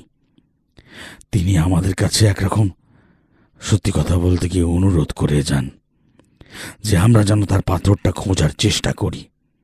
এই সময় ব্যোমকেশ যামিনী বাবুকে একবার থামিয়ে দিয়ে বলে, পাথরটা কোথায় আছে সে ব্যাপারে কি আপনার বাবা কিছু জানতেন? এবার সমস্যাটা হলো যে মাসখানেক ধরে আমার মনে হয়েছে যে আমাদের বাড়ির আশেপাশে রাতের বেলা কেউ ঘোরাঘুরি করে। আসলে আমাদের বাড়িতে দারোয়ান আছে তা ঠিক, তবে বাড়ির পাশেরটা দেখেছেন তো, পেছনের দিকে কয়েকটা জায়গা সামান্য ভেঙে গেছে। সেটা পুনরায় মেরামত করা যায়, তবে পাঁচিলটা সামান্য নিচু। সেখান থেকে বাড়িতে ঢোকা খুব সহজ। আর আমার শরীর অসুস্থ, তাই রাতের দিকে আমার ভালোভাবে ঘুম আসে না। আমি প্রায়ই জেগেই থাকি। তখন বাড়ির পেছনের দিকে কারো হেঁটে চলার শব্দ কিংবা কথা বলার শব্দ আমি পেয়েছি। তবে হ্যাঁ, চিৎকার করে উঠলে আর কোনো শব্দ শোনা যায় না। তবে কাল রাতে কিন্তু আমি ঘুমিয়ে পড়েছিলাম, আর তখনই বাড়িতে কেউ ঢুকেছিল। আর সে পালাবার সময় আমাদের একজন কাজের লোককে গুরুতরভাবে আঘাত করে গেছে ব্যোমকেশবাবু। আমার মনে হয় সে ব্যাপারটা বুঝতে পেরে দোতলায় ছুটে গিয়েছিল, আর তখনই তার মাথায় ভারী কিছু দিয়ে আঘাত করেছে। তার অবস্থা খুব একটা ভালো নয় ব্যোমকেশবাবু। আমার পক্ষে যতদূর সম্ভব আমি করেছি। সে এখন নিজের বাড়িতেই আছে। তার মানে খুন এবং তার সাথে হত্যার চেষ্টা। কিন্তু আপনি তো বলছেন যে পাথরটা এই বাড়িতে কোথাও নেই। তাহলে এই বাড়িতে চোর আসার কারণটা কি? সেইটাই তো আমিও বুঝতে পারছি না ব্যোমকেশ বাবু। এখন যদি আপনি যদি ব্যাপারটা একটু দেখেন, আসলে বুঝতেই পারছেন তো, আমার বয়স হয়েছে, আর তাছাড়া আমার ছেলে গান বাজনা নিয়েই থাকে। সে একটু অন্য ধরনের ব্যোমকেশ বাবু। তাকে আমি ঠিক ভরসা করতে পারি না। এই বয়সেই আমার যদি কিছু হয়ে যায়, তারপরে তার যে কি হবে সেই নিয়ে আমাকে এখনো চিন্তায় থাকতে হয়। আমার ব্যবসা দেখাশোনার জন্যে আমি ভবানীকে রেখেছি, তবে তাও দুশ্চিন্তা তো থাকেই। আচ্ছা, আপনার ঠাকুরদার সেই খাতাপত্র কিংবা ডায়েরি, সেই সমস্ত জিনিস কি আমি দেখতে পারি? আর আপনার বাবার যদি কোনো কাগজপত্র থেকে থাকে, সেগুলো আমার একবার দেখা দরকার। আপনি এখন যে ঘরে আছেন তার পাশের ঘরেই বাবা থাকতো, আর ঠাকুরদার যে সমস্ত জিনিসপত্র রাখা আছে তা সমস্তই বাবার ঘরেই রাখা আছে। আপনি চাইলেই দেখতে পারেন।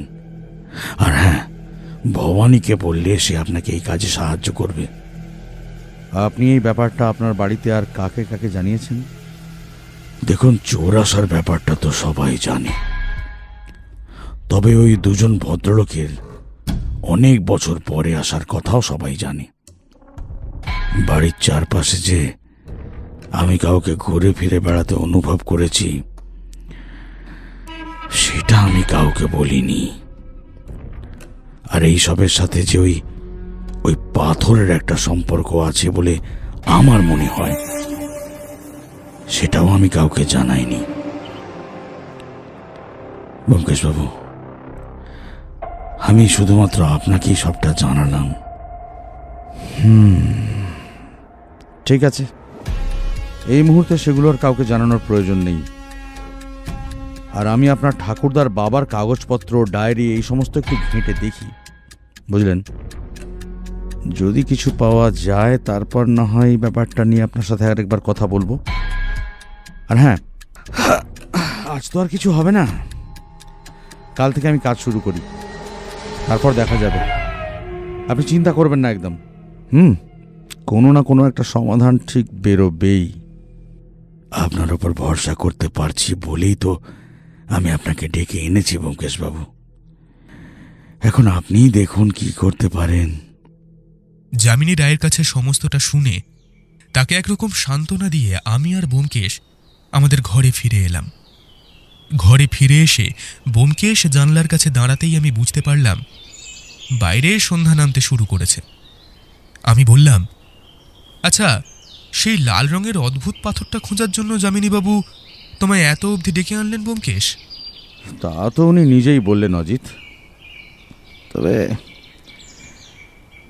আমার মনে হয় যে গোটা ব্যাপারটার মধ্যে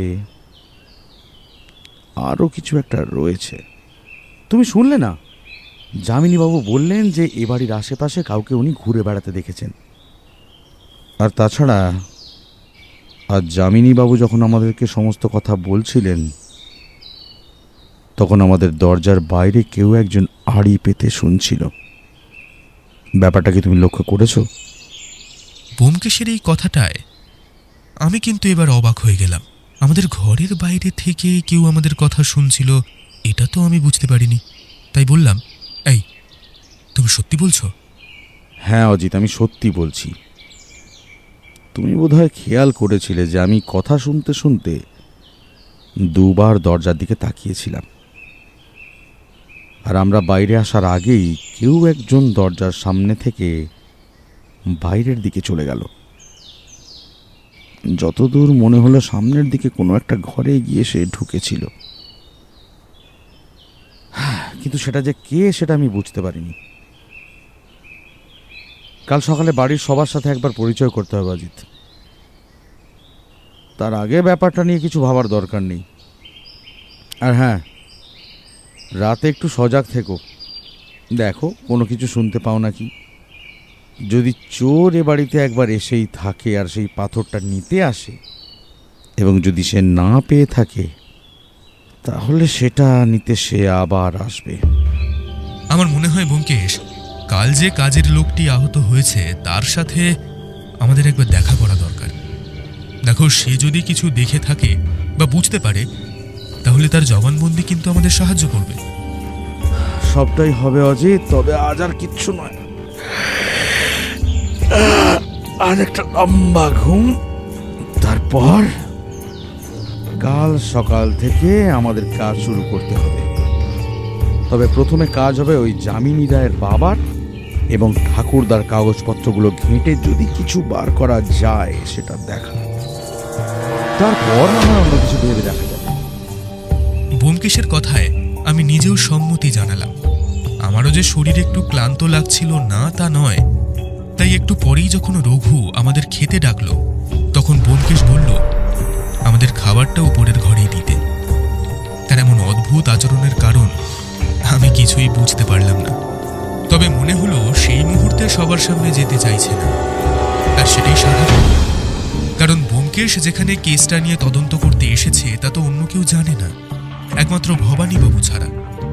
কারণ তিনি চিঠিটা লিখেছেন। আমরা নিজেদের ঘরেই রাতের খাবার খেয়ে নিয়ে তার কোনো কথা না বলে ঘুমোতে চলে গেলাম। বিছানায় শুয়ে আছি, এমন সময় একটা বাঁশির শব্দ শুনতে পেলাম। এত রাতে কে বাঁশি বাজাচ্ছে এমনটা ভেবেই চলেছি, এমন সময় ব্যোমকেশ বলল, যামিনী রায়ের ছেলে জয়ন্ত রায় বাঁশি বাজাচ্ছে। তার ঘর আমাদের ঘর থেকে 2 ঘর পরে, একদম শেষের দিকে। ওসব নিয়ে এখন আর ভেবো না, ঘুমিয়ে পড়ো। বাঁশির সুরটা কিন্তু শুনতে বেশ ভালো লাগছিল। শুনতে শুনতে আমি একসময় সত্যি ঘুমিয়ে পড়লাম। বেশ ভালোই ঘুমটা হলো, তবে রাত্রের দিকে হঠাৎ ঘুমটা ভেঙে গেল। আমি ঘুমটা ভেঙে উঠে দেখি ব্যোমকেশ জানলার কাছে চুপ করে দাঁড়িয়ে আছে। আমি বিছানায় উঠে বসছি, সামান্য শব্দ হয়েছিল বোধহয়। সেই শব্দে ব্যোমকেশ আমার দিকে ঘুরে অদ্ভুতভাবে আমায় চুপ করে থাকতে বলল। তারপর হাতের ইশারায় আমায় ডাকল। আমি বিছানা ছেড়ে উঠে ব্যোমকেশের দিকে এগিয়ে যেতে যেতেই আমার ঘুমটা কোথায় যেন উধাও হয়ে গেল। আমি জানলার সামনে গিয়ে আস্তে আস্তে উঁকি মেরে বাড়ির পিছনের দিকটায় তাকাতেই দেখতে পেলাম বাড়ির পিছনে পাঁচিলের ওপাশে চাঁদের আলো পড়েছে। সেই আলোয় বেশ কিছুক্ষণ তাকিয়ে থাকলে পেছনের সামান্য জঙ্গল মতো জায়গাটা দেখা যায়। বাঁদিকে কিছু বাড়িঘর রয়েছে, ডান দিকেও তেমন, তবে পেছনের দিকে জঙ্গল মতো জায়গাটা পেরিয়ে একটা ছোট পুকুর মতো রয়েছে, আর তারপরেই আবার ফাঁকা জমি। আমি চাপা স্বরে ব্যোমকেশকে বললাম, কি হয়েছে, এখন এখানে দাঁড়িয়ে আছো কেন? ব্যোমকেশও আমারই মতো চাপা স্বরে উত্তর দিল, একটাও কথা না বলে জানলার কাছে চুপ করে দাঁড়াও, আর ওই পাঁচিলের উপরে ভালো করে লক্ষ্য করে দেখো তো কিছু দেখতে পাও কিনা।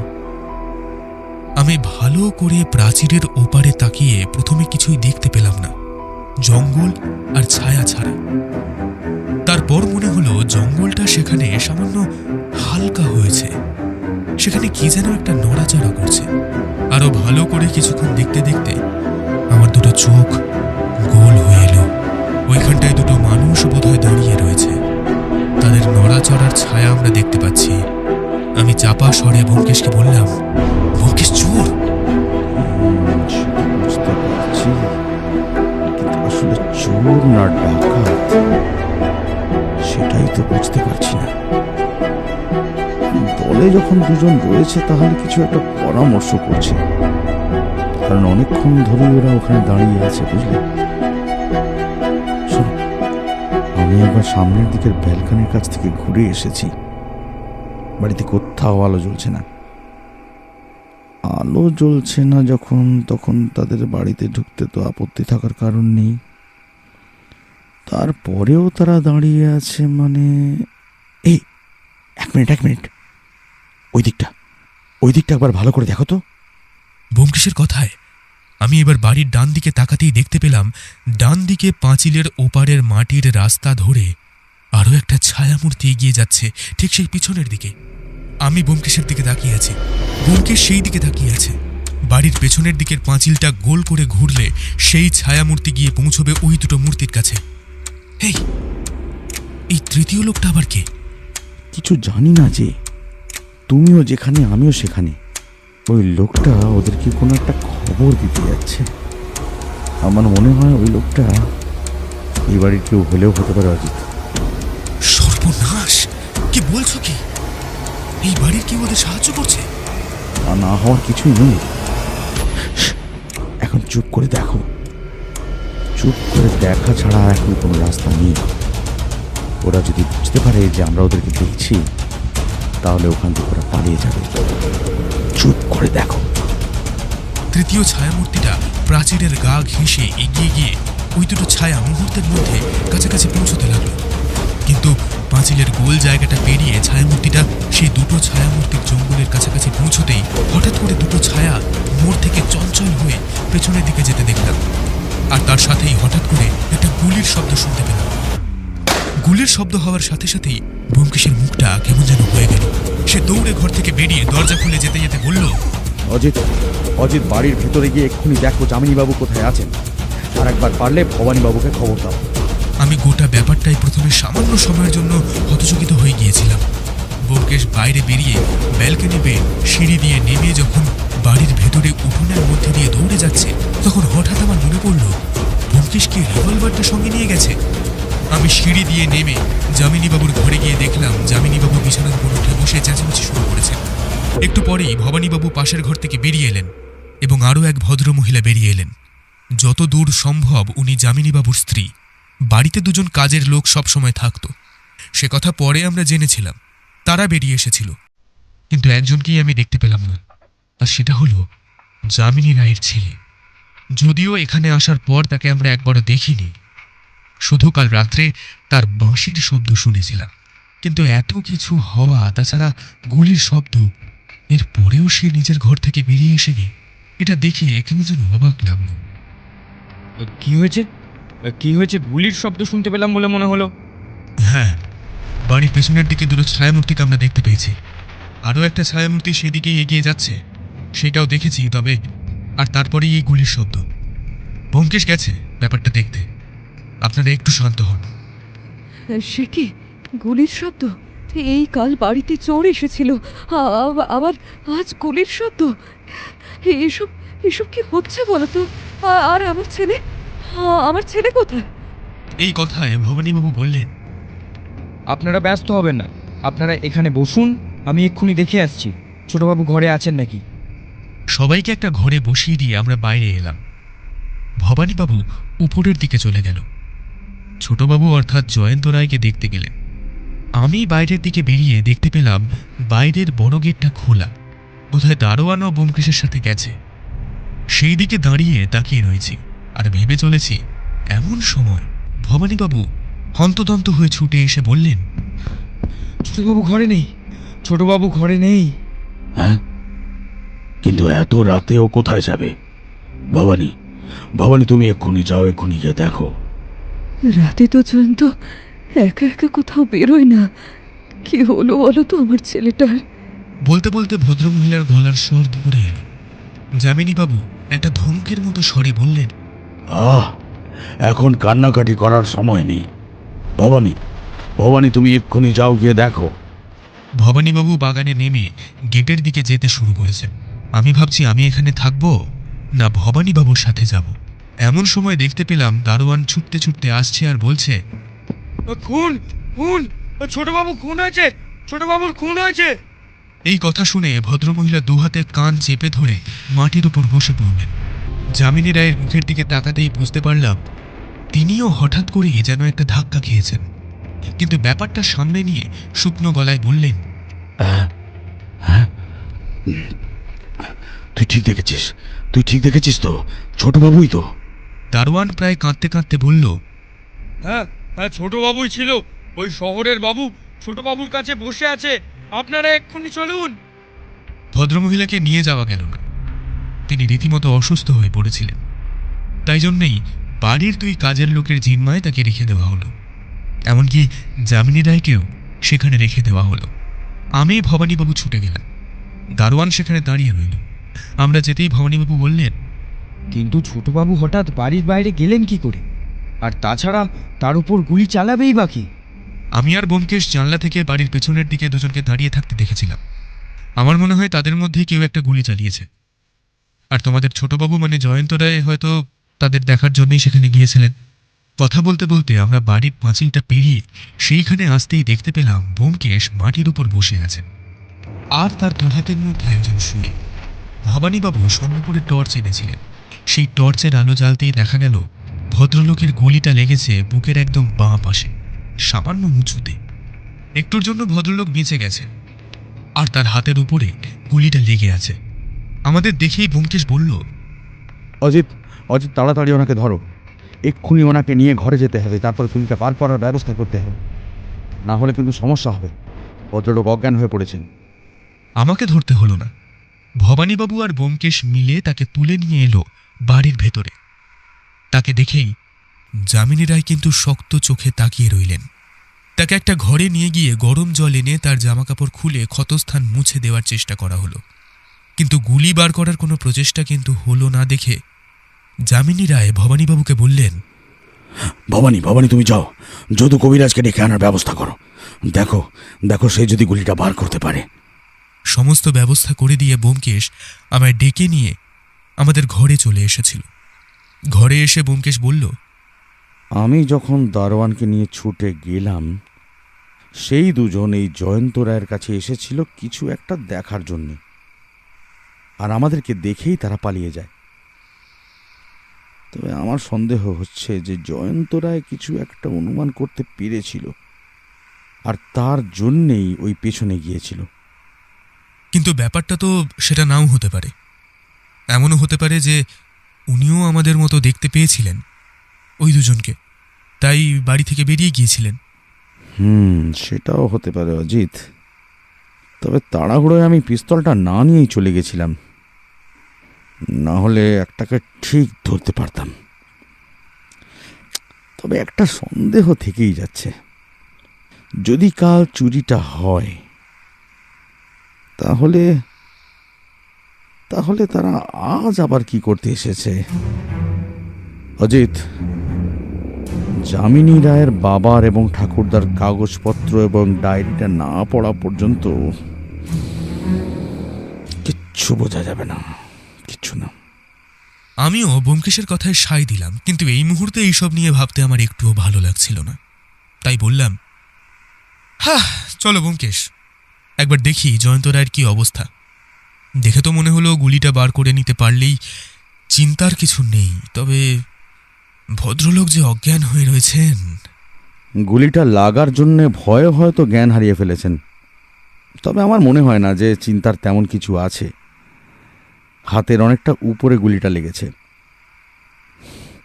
প্রথমে আমারও মনে হয়েছিল যে গুলিটা বুকে লেগেছে, তবে পরে দেখলাম যে হাতের কাছ থেকে রক্ত নেমে বুকে এসেছে বলে এইরকমটা মনে হচ্ছে।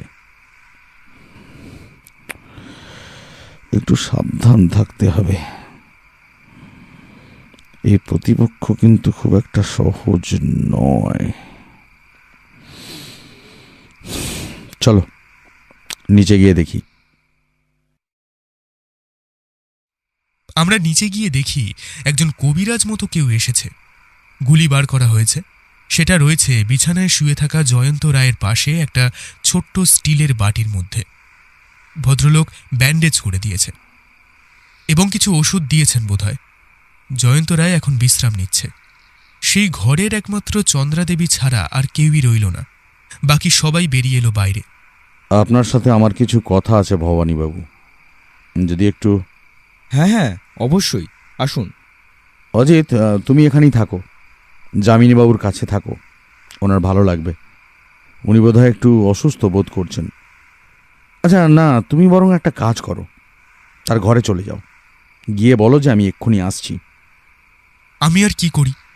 ব্যোমকেশের কথায় সম্মতি জানিয়ে যামিনীবাবুর ঘরে গিয়ে ঢুকলাম। তিনি বিছানার উপর আধশোয়া হয়ে বসেছিলেন। আমায় ঢুকতে দেখেই বললেন, আরে আসুন আসুন অজিতবাবু, এমন একটা ব্যাপার যে ঘটে যাবে আমি ভাবতেও পারিনি। ছেলেটাকে কত করে সাবধান করেছি যে রাতের বেলা বাইরে বেরোস না। এমনিতেও সারাদিন ঘরেই থাকে, খুব একটা বেরোয় না। কিন্তু আর যে কেন যে হঠাৎ করে বাইরে বেরিয়ে পড়ল সেটা আমি বুঝতে পারলাম না। তখন আমি যামিনীবাবুকে আমার দেখা সমস্ত কিছুই খুলে বললাম। এমনকি কাল চুরি করতে যারা এসেছিল তাদের সাথে এই দুজনের কোনো একটা সম্পর্ক আছে বলে যে আমার মনে হয় সেটাও বললাম। যামিনীবাবু মন দিয়ে শুনলেন, তারপর বললেন, একটা কথা আপনাদেরকে বলা হয়নি। আসলে হয়তো ব্যাপারটা তেমন কিছু না। আমার বাবা কিন্তু আমার চেয়ে বেশি আমার ছেলেকে ভালোবাসত। মৃত্যুর সময় আমার ছেলেই আমার বাবার কাছে ছিল। তবে জানেন তো, আমার ছেলেটা একটু অন্য ধরনের, সেটা তো আপনারা শুনেছেনই। তবে ওর সাথে আপনাদের কথা হয়নি, বলে বোঝাতে পারবো না আপনাদেরকে। ও নিজে একা থাকতে ভালোবাসে, কথা বলে কম, কারোর সাথে মিশে না, বাড়ি থেকে কোথাও বেরোয় না। সারাদিন ওই ঘরে ওই বাঁশি, হারমোনিয়াম, বেহালা, হ্যাঁ, এইসব নিয়েই থাকে। আচ্ছা যামিনীবাবু, এমনটা কি হতে পারে আপনার বাবা ওই পাথরটার ব্যাপারে আপনার ছেলেকে কিছু বলে গেছেন? সে ব্যাপারে আমি ওর কাছে জানতে চেয়েছিলাম, তবে ও বলেছে যে ওই ব্যাপারে কিছুই জানে না। তাই আর জোর করিনি, বুঝতেই তো পারছেন। কিন্তু আমার ছেলের উপর কেউ আক্রমণ করতে যাবে কেন অজিতবাবু? আমি তো সেটাই বুঝতে পারছি না। আমার মনে হয় আমি কথা শেষ করার আগেই ব্যোমকেশ এসে ঘরে ঢুকল, তারপর বলল, আচ্ছা যামিনীবাবু, আপনাদের বাড়ির বাগানে আগে মালি কাজ করতো, সেটা দেখলেই বোঝা যায়। কিন্তু এখন কোনো মালি আপনাদের বাগানে কাজ করে না কেন? আসলে বাগানের শখ আমার নয়, আমার বাবার ছিল। বাবার মৃত্যুর পর ওই বাগানটা আমার ছেলে, সে নিজেই মাঝে মাঝে জল দিত এবং গাছের পরিচর্যাও করত। তারপরও নিজেও কেমন যেন বাগানটায় আর পরিচর্যা করতো না। এমনকি আমি কাউকে দিয়ে বাগান পরিষ্কার করালে বা বাগানে কাজে লাগালে সেটাও ওর পছন্দ হতো না। ব্যোমকেশ কি যেন ভাবতে লাগলো, তারপর বলল, আপনাদের বাড়িতে এমন কোনো জায়গা আছে কি যেটা আপনারা ব্যবহার করেন না, কিংবা এমন কোনো গুপ্ত ঘর যেখানে কোনো কিছু লুকিয়ে রাখা যেতে পারে? না ব্যোমকেশ বাবু, সেই রকম তো কিছু আমার জানা নেই। তবে হ্যাঁ, যদি থাকেও তাহলে সে ব্যাপারটা কিন্তু আমি কিছু জানি না। আচ্ছা বেশ, আপনি বিশ্রাম নিন, আমরা এখন চলি, অনেকটা রাত হলো। জানি আপনি ঘুমোতে পারবেন না, তাও একটু বিশ্রাম করার চেষ্টা করুন। আপনার ছেলের কিচ্ছু হবে না, বিপদ কেটে গেছে। যামিনীবাবুকে আরও একবার আশ্বস্ত করে আমরা নিজেদের ঘরে ফিরে এলাম। বাকি রাতটা আর জেগে কাটানোর ইচ্ছে হলো না, কারণ ভবানীবাবু এর মধ্যে এসে জানিয়ে গেছেন জয়ন্ত রায়ের বিপদ কেটে গেছে। এখন তিনি ঘুমোচ্ছেন, আর একটু ঘুম হলে, বিশ্রাম হলেই তার শরীর ঠিক হয়ে যাবে। আর ক্ষতস্থান থেকে রক্ত পড়া এখন বন্ধ হয়ে গেছে। আমরা বিছানায় গিয়ে শুয়ে পড়লাম, তবে ঘুম এলো না। চোখ বন্ধ করে শুয়ে আছি, এমন সময় ব্যোমকেশকে নিজের মনেই বলতে শুনলাম, যে দিনের বেলা তো বাড়ি থেকে বেরোতে চায় না, সে হঠাৎ রাতের বেলা বাড়ি থেকে বেরিয়ে বাড়ির পিছনে গেল কেন? আর তার কাছে কয়েকটা কাগজের টুকরোই বা থাকবে কেন? আমার একবার মনে হলো ব্যোমকেশকে জিজ্ঞাসা করি কোন কাগজের টুকরোর কথা সে বলছে। তারপরেই বুঝতে পারলাম আমার ঘুম চলে আসছে, তাই আর কিছু প্রশ্ন করা হলো না। পরদিন সকালে ঘুম ভাঙল একটু দেরি করেই। একটা গোটা দিন ব্যোমকেশ কিন্তু কাটিয়ে দিল সেই দোতলার ঘরে, যে ঘরে যামিনীবাবুর বাবা থাকতেন এবং যে ঘরে তাদের কাগজপত্র, ডায়েরি, এমনকি বাকি সমস্ত কিছু ছিল। এর মধ্যে মাত্র দুবার নিচে নেমে জয়ন্ত রায়ের সাথে দেখা করে এসেছিল, তবে জয়ন্ত রায় কিছু বলতে চাননি, এমনকি তাদের মধ্যে কথা হয়েছে। আমি কিন্তু এই সময়টা অন্য একটা কাজ করলাম। আমায় ব্যোমকেশ বলেছিল বাড়ির আশেপাশে, এমনকি পেছনের জঙ্গলের দিকটা ঘুরে দেখতে, কোনো কিছু বুঝতে পারা যায় নাকি। আমি জঙ্গলের দিকটায়, এমনকি বাড়ির প্রাচীরের দিকটা ঘুরে বেড়াতে বেড়াতে কয়েকটা সিগারেটের টুকরো, কয়েকটা ছেঁড়া কাগজের পাতা, এমনকি দুটো শক্ত লাঠি পেলাম। সেই কথা ব্যোমকেশকে জানাতে ব্যোমকেশ কিছুক্ষণ চুপ করে রইল, তবে আমাকে কিছু বলল না। এদিকে যামিনীবাবু নিজের ঘরে রয়েছেন। তিনি রীতিমতো অসুস্থ। চন্দ্রাদেবীর শরীর এই ঘটনায় সামান্য খারাপ হয়ে এসেছে। একমাত্র ভবানীবাবু বাড়ির চাকরদের সাথে তাদের সবার সেবা শুশ্রূষা করেছেন, মাঝে মাঝে আমাদের খাওয়ার ব্যবস্থা করছেন। এভাবেই একটা গোটা দিন পার হয়ে গেল। পরদিন সকালে ব্যোমকেশ আমায় নিয়ে গেল যামিনীবাবুর ঘরে। আপনার দাদুর ডায়েরি আর কাগজপত্র খুঁজে তেমন বেশি কিছু জানা যায় না, তবে তিনি বাড়িতে ফিরে আসার পরেও বারবার সাগরের উল্লেখ করেছেন। কোনো একটা সাগর তিনি এই বাড়ির মধ্যেই কোথাও আছে বলে বারবার লিখেছেন। আর তাছাড়া তিনি যে নিজের হাতে বাগান লাগিয়েছেন সেই কথাটাও ডায়েরিতে লিখেছেন, তবে শেষের দিকের কয়েকটা পাতা ছেঁড়া। আপনার বাবার কাগজপত্র সবই তার ব্যবসা সংক্রান্ত। তার ডায়েরিতে তার ব্যবসা নিয়ে কথাবার্তা লেখা রয়েছে, তবে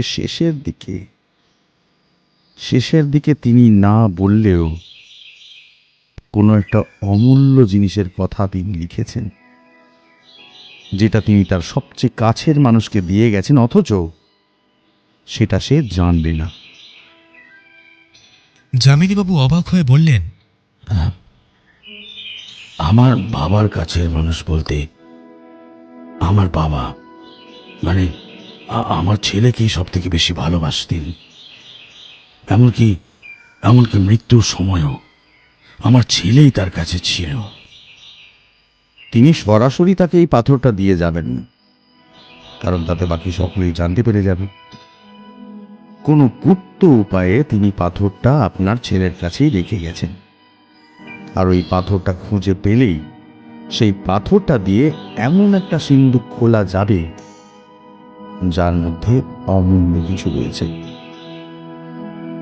মনে হয় যে এই ব্যাপারটা কোনোভাবে বাইরের কেউ, অর্থাৎ আপনার কাছে প্রথম বা দ্বিতীয় যে ভদ্রলোক এসেছিলেন তারা জানতে পেরেছেন, আর তাই তারা আপনার কাছ থেকেই পাথরটা নেওয়ার জন্য এসেছিল। তবে দ্বিতীয় যে ভদ্রলোক এসেছিল সে বোধহয় বুঝতে পেরেছিল যে আপনারা তা খুঁজে পাননি, তাই সে অপেক্ষা করেছেন।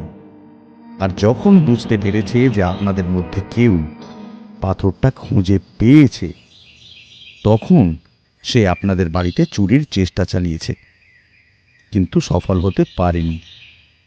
তার সব থেকে জলজান্ত প্রমাণ আপনার ছেলের ওপর হওয়া কালকের হামলা।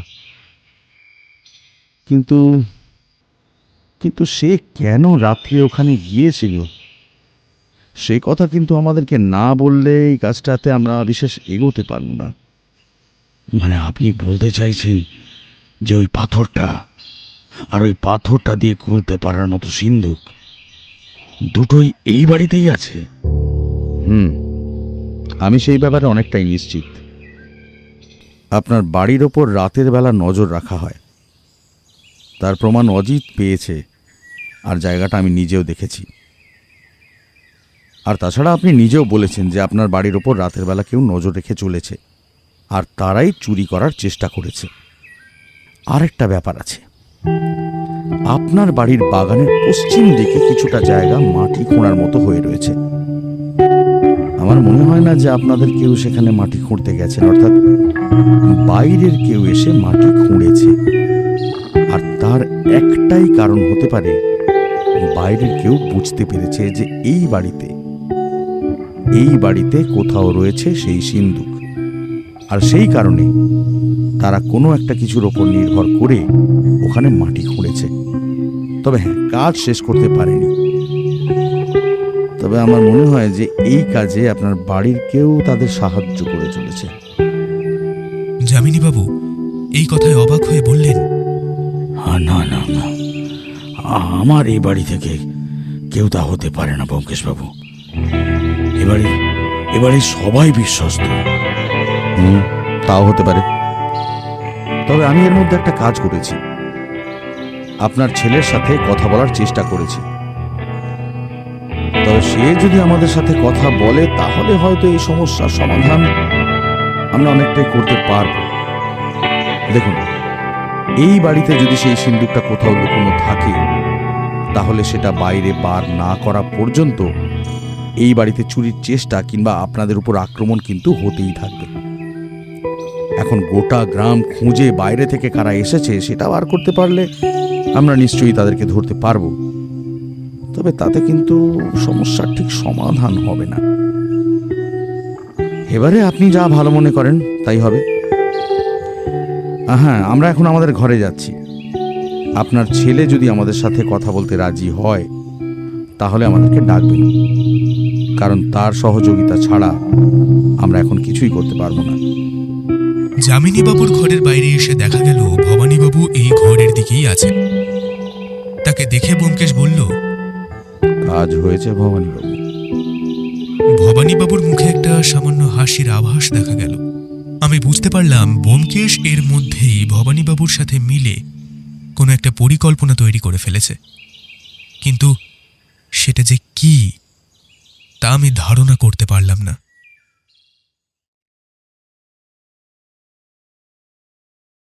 বিকেলের দিকে ব্যোমকেশ আমায় রেখে কোথায় যেন বেরিয়ে গেল। আমায় বলে গেল বাড়ির চারপাশে নজর রাখতে। বাড়ির চারপাশে যদি অচেনা কাউকে দেখা যায় তাহলে তার উপর পড়া নজর রাখতে এবং তারা কি করে সেইটা দেখতে। আমি বুঝতে পারলাম ব্যোমকেশ ভবানীবাবুর সাথে বেরিয়েছে। আমি ব্যালকনিতে ঘুরে বেড়ালাম কিছুক্ষণ, তারপর বাগানের ভেতরে গেলাম। একসময় দারোয়ানের সাথে বসে গপ্পগুজব করতে লাগলাম, কিন্তু বাড়ির আশেপাশে কাউকেই দেখা গেল না। ব্যোমকেশ সন্ধ্যার দিকে ভবানীবাবুর সাথে ফিরে এলো। তখন দেখলাম তার মুখ কেমন গম্ভীর হয়ে রয়েছে, কিন্তু এর কোনো কারণই আমি বুঝতে পারলাম না। একসময় ব্যোমকেশ সেই ঘরে গিয়ে ঢুকল যেখানে যামিনী রায়ের বাবা থাকতেন। সেখানে বেশ কিছুক্ষণ সময় কাটিয়ে রাত্রের দিকে ঘরে এলো। সেদিনের খাওয়া দাওয়া আমরা আমাদের ঘরেই সেরে নিলাম। তারপর ব্যোমকেশ রাতের বেলা বিছানার উপর বসে আমায় বলল, অজিত, কোথাও একটা বড় গন্ডগোল হচ্ছে এই গোটা বাড়িতে। কোনো একটা রহস্য চলছে, বুঝলে? কি রহস্য বলতো?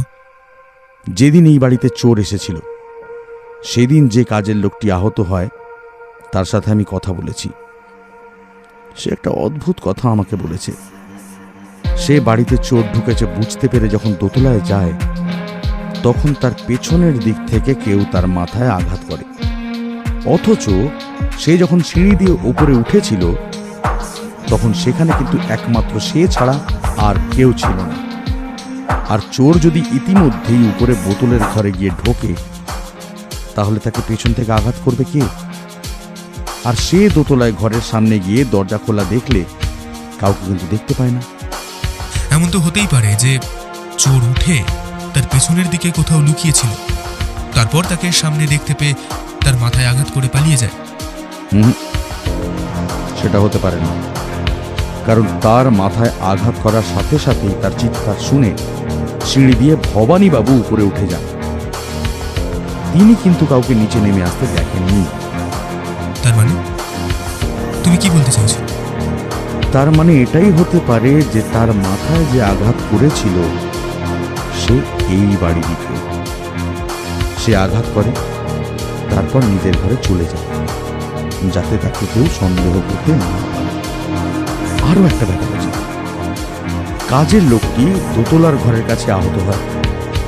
ভবানীবাবু তার চিৎকার শুনে নিচে থেকে উপরে উঠে আসেন, কিন্তু নিচে এসেছিলেন আরো পরে। আর কাল যখন জয়ন্ত রায় বাড়ি থেকে বেরিয়েছিলেন তখন তার কাছে কিছু একটা ছিল সেইগুলো ওই দুজন নিয়ে গেছে। তার মানে তুমি বলতে চাইছো এই সমস্ত কিছুর সাথে জয়ন্ত রায়ের একটা সম্পর্ক আছে, তাই তো? শুধু জয়ন্ত রায় নয় অজিত, আমার মনে হয় যামিনী রায়েরও একটা সম্পর্ক আছে, আর তিনি আমাদের কাছ থেকে কিছু একটা লুকিয়ে যাচ্ছেন। আচ্ছা, ওই লাল পাথরটা কোথায় আছে তার সম্পর্কে তুমি কোনো অনুমান করতে পেরেছো? খানিকটা অনুমান করতে পেরেছি, তবে আমার মনে হয় যে ব্যাপারটা জয়ন্ত রায় নিজেও জানেন। তবে আমার মনে হয় তিনিও সেই সিন্দুকটা খোঁজার চেষ্টা করছেন, যেটার কথা তার ঠাকুরদা ডায়েরিতে লিখে গেছেন। তবে সিন্দুকটাকে তিনি হয়তো সাগর বলে লিখে গেছেন, তাই কেউ ব্যাপারটা বুঝতে পারেনি। অথচ এ বাড়িতে সাগরের সাথে সম্পর্কিত তেমন কিছুই নেই। সেই সিন্দুকটা খুঁজে পেলেই তো ব্যাপারটা মিটে যায়। তাহলে তুমি সেইটা খোঁজার চেষ্টা করো। একটা সন্দেহ আমার রয়েছে অজিত, আর তাছাড়া ভবানী বাবুর সাহায্যে আমি গ্রামে কয়েকজন লোককে কাজে লাগিয়েছি, যারা বাইরে থেকে কেউ যদি আসে তাদের খুঁজে বার করবে, এবং তাহলেই আমরা বুঝতে পারবো যে ওই চোর আসলে কোথা থেকে এসেছিল। গ্রামের কেউ এমন করবে সেটা হতে পারে না, বাইরের কেউ কাল রাতে এসেছিল, বুঝলে অজিত? তুমি কি বলতে চাইছো আমি বুঝতে পারছি ব্যোমকেশ, কিন্তু ব্যাপারটা তাও কেমন যেন গোলমেলে ঠেকছে। গোলমাল তো আছেই, তবে কোনো একটা সমাধান কাল সকালে বের করতেই হবে অজিত। এ কথার পর ব্যোমকেশের সাথে আমার আর কোনো কথা হলো না। আমি বিছানায় শুয়ে পড়লাম।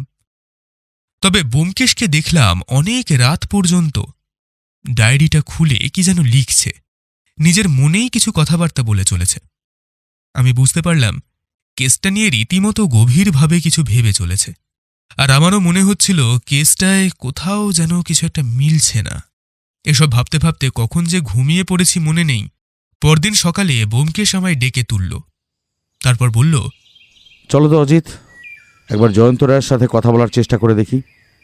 কিন্তু উনি তো কোনো কথা বলতে চাইছেনই না। একবার চেষ্টা করতেই হবে।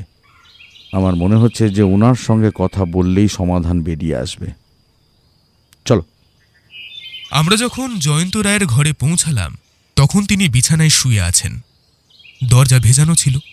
দরজা সামান্য খুলে ব্যোমকেশ বলল, জয়ন্তবাবু, আপনার সাথে একটু কথা বলার ছিল। জয়ন্তবাবুকে আগেই দেখেছি, তবুও তার সাথে তার বাবা যামিনী রায়ের বেশ কিছুটা মিল রয়েছে। তবে তার গায়ের রং ফর্সা হলেও সামান্য ফ্যাকাশে, চোখ মুখ কেমন যেন একটু উদাস ধরনের। তিনি বিছানায় শুয়ে থেকেই বললেন, আমি এই মুহূর্তে কারোর সাথে কথা বলতে চাইছি না। আমার মনে হয় কথা বললে আপনারই লাভ হবে, কারণ সেই সিন্দুকটা আপনি একা খুঁজে বার করতে পারবেন না। সে ব্যাপারে আপনাকে আমার সাহায্য নিতেই হবে। এই কথায় জয়ন্ত রায়ের চোখে কেমন একটু উজ্জ্বল ভাব এলো। তিনি বিছানায় উঠে সামান্য উঠে বসতে বসতে বললেন,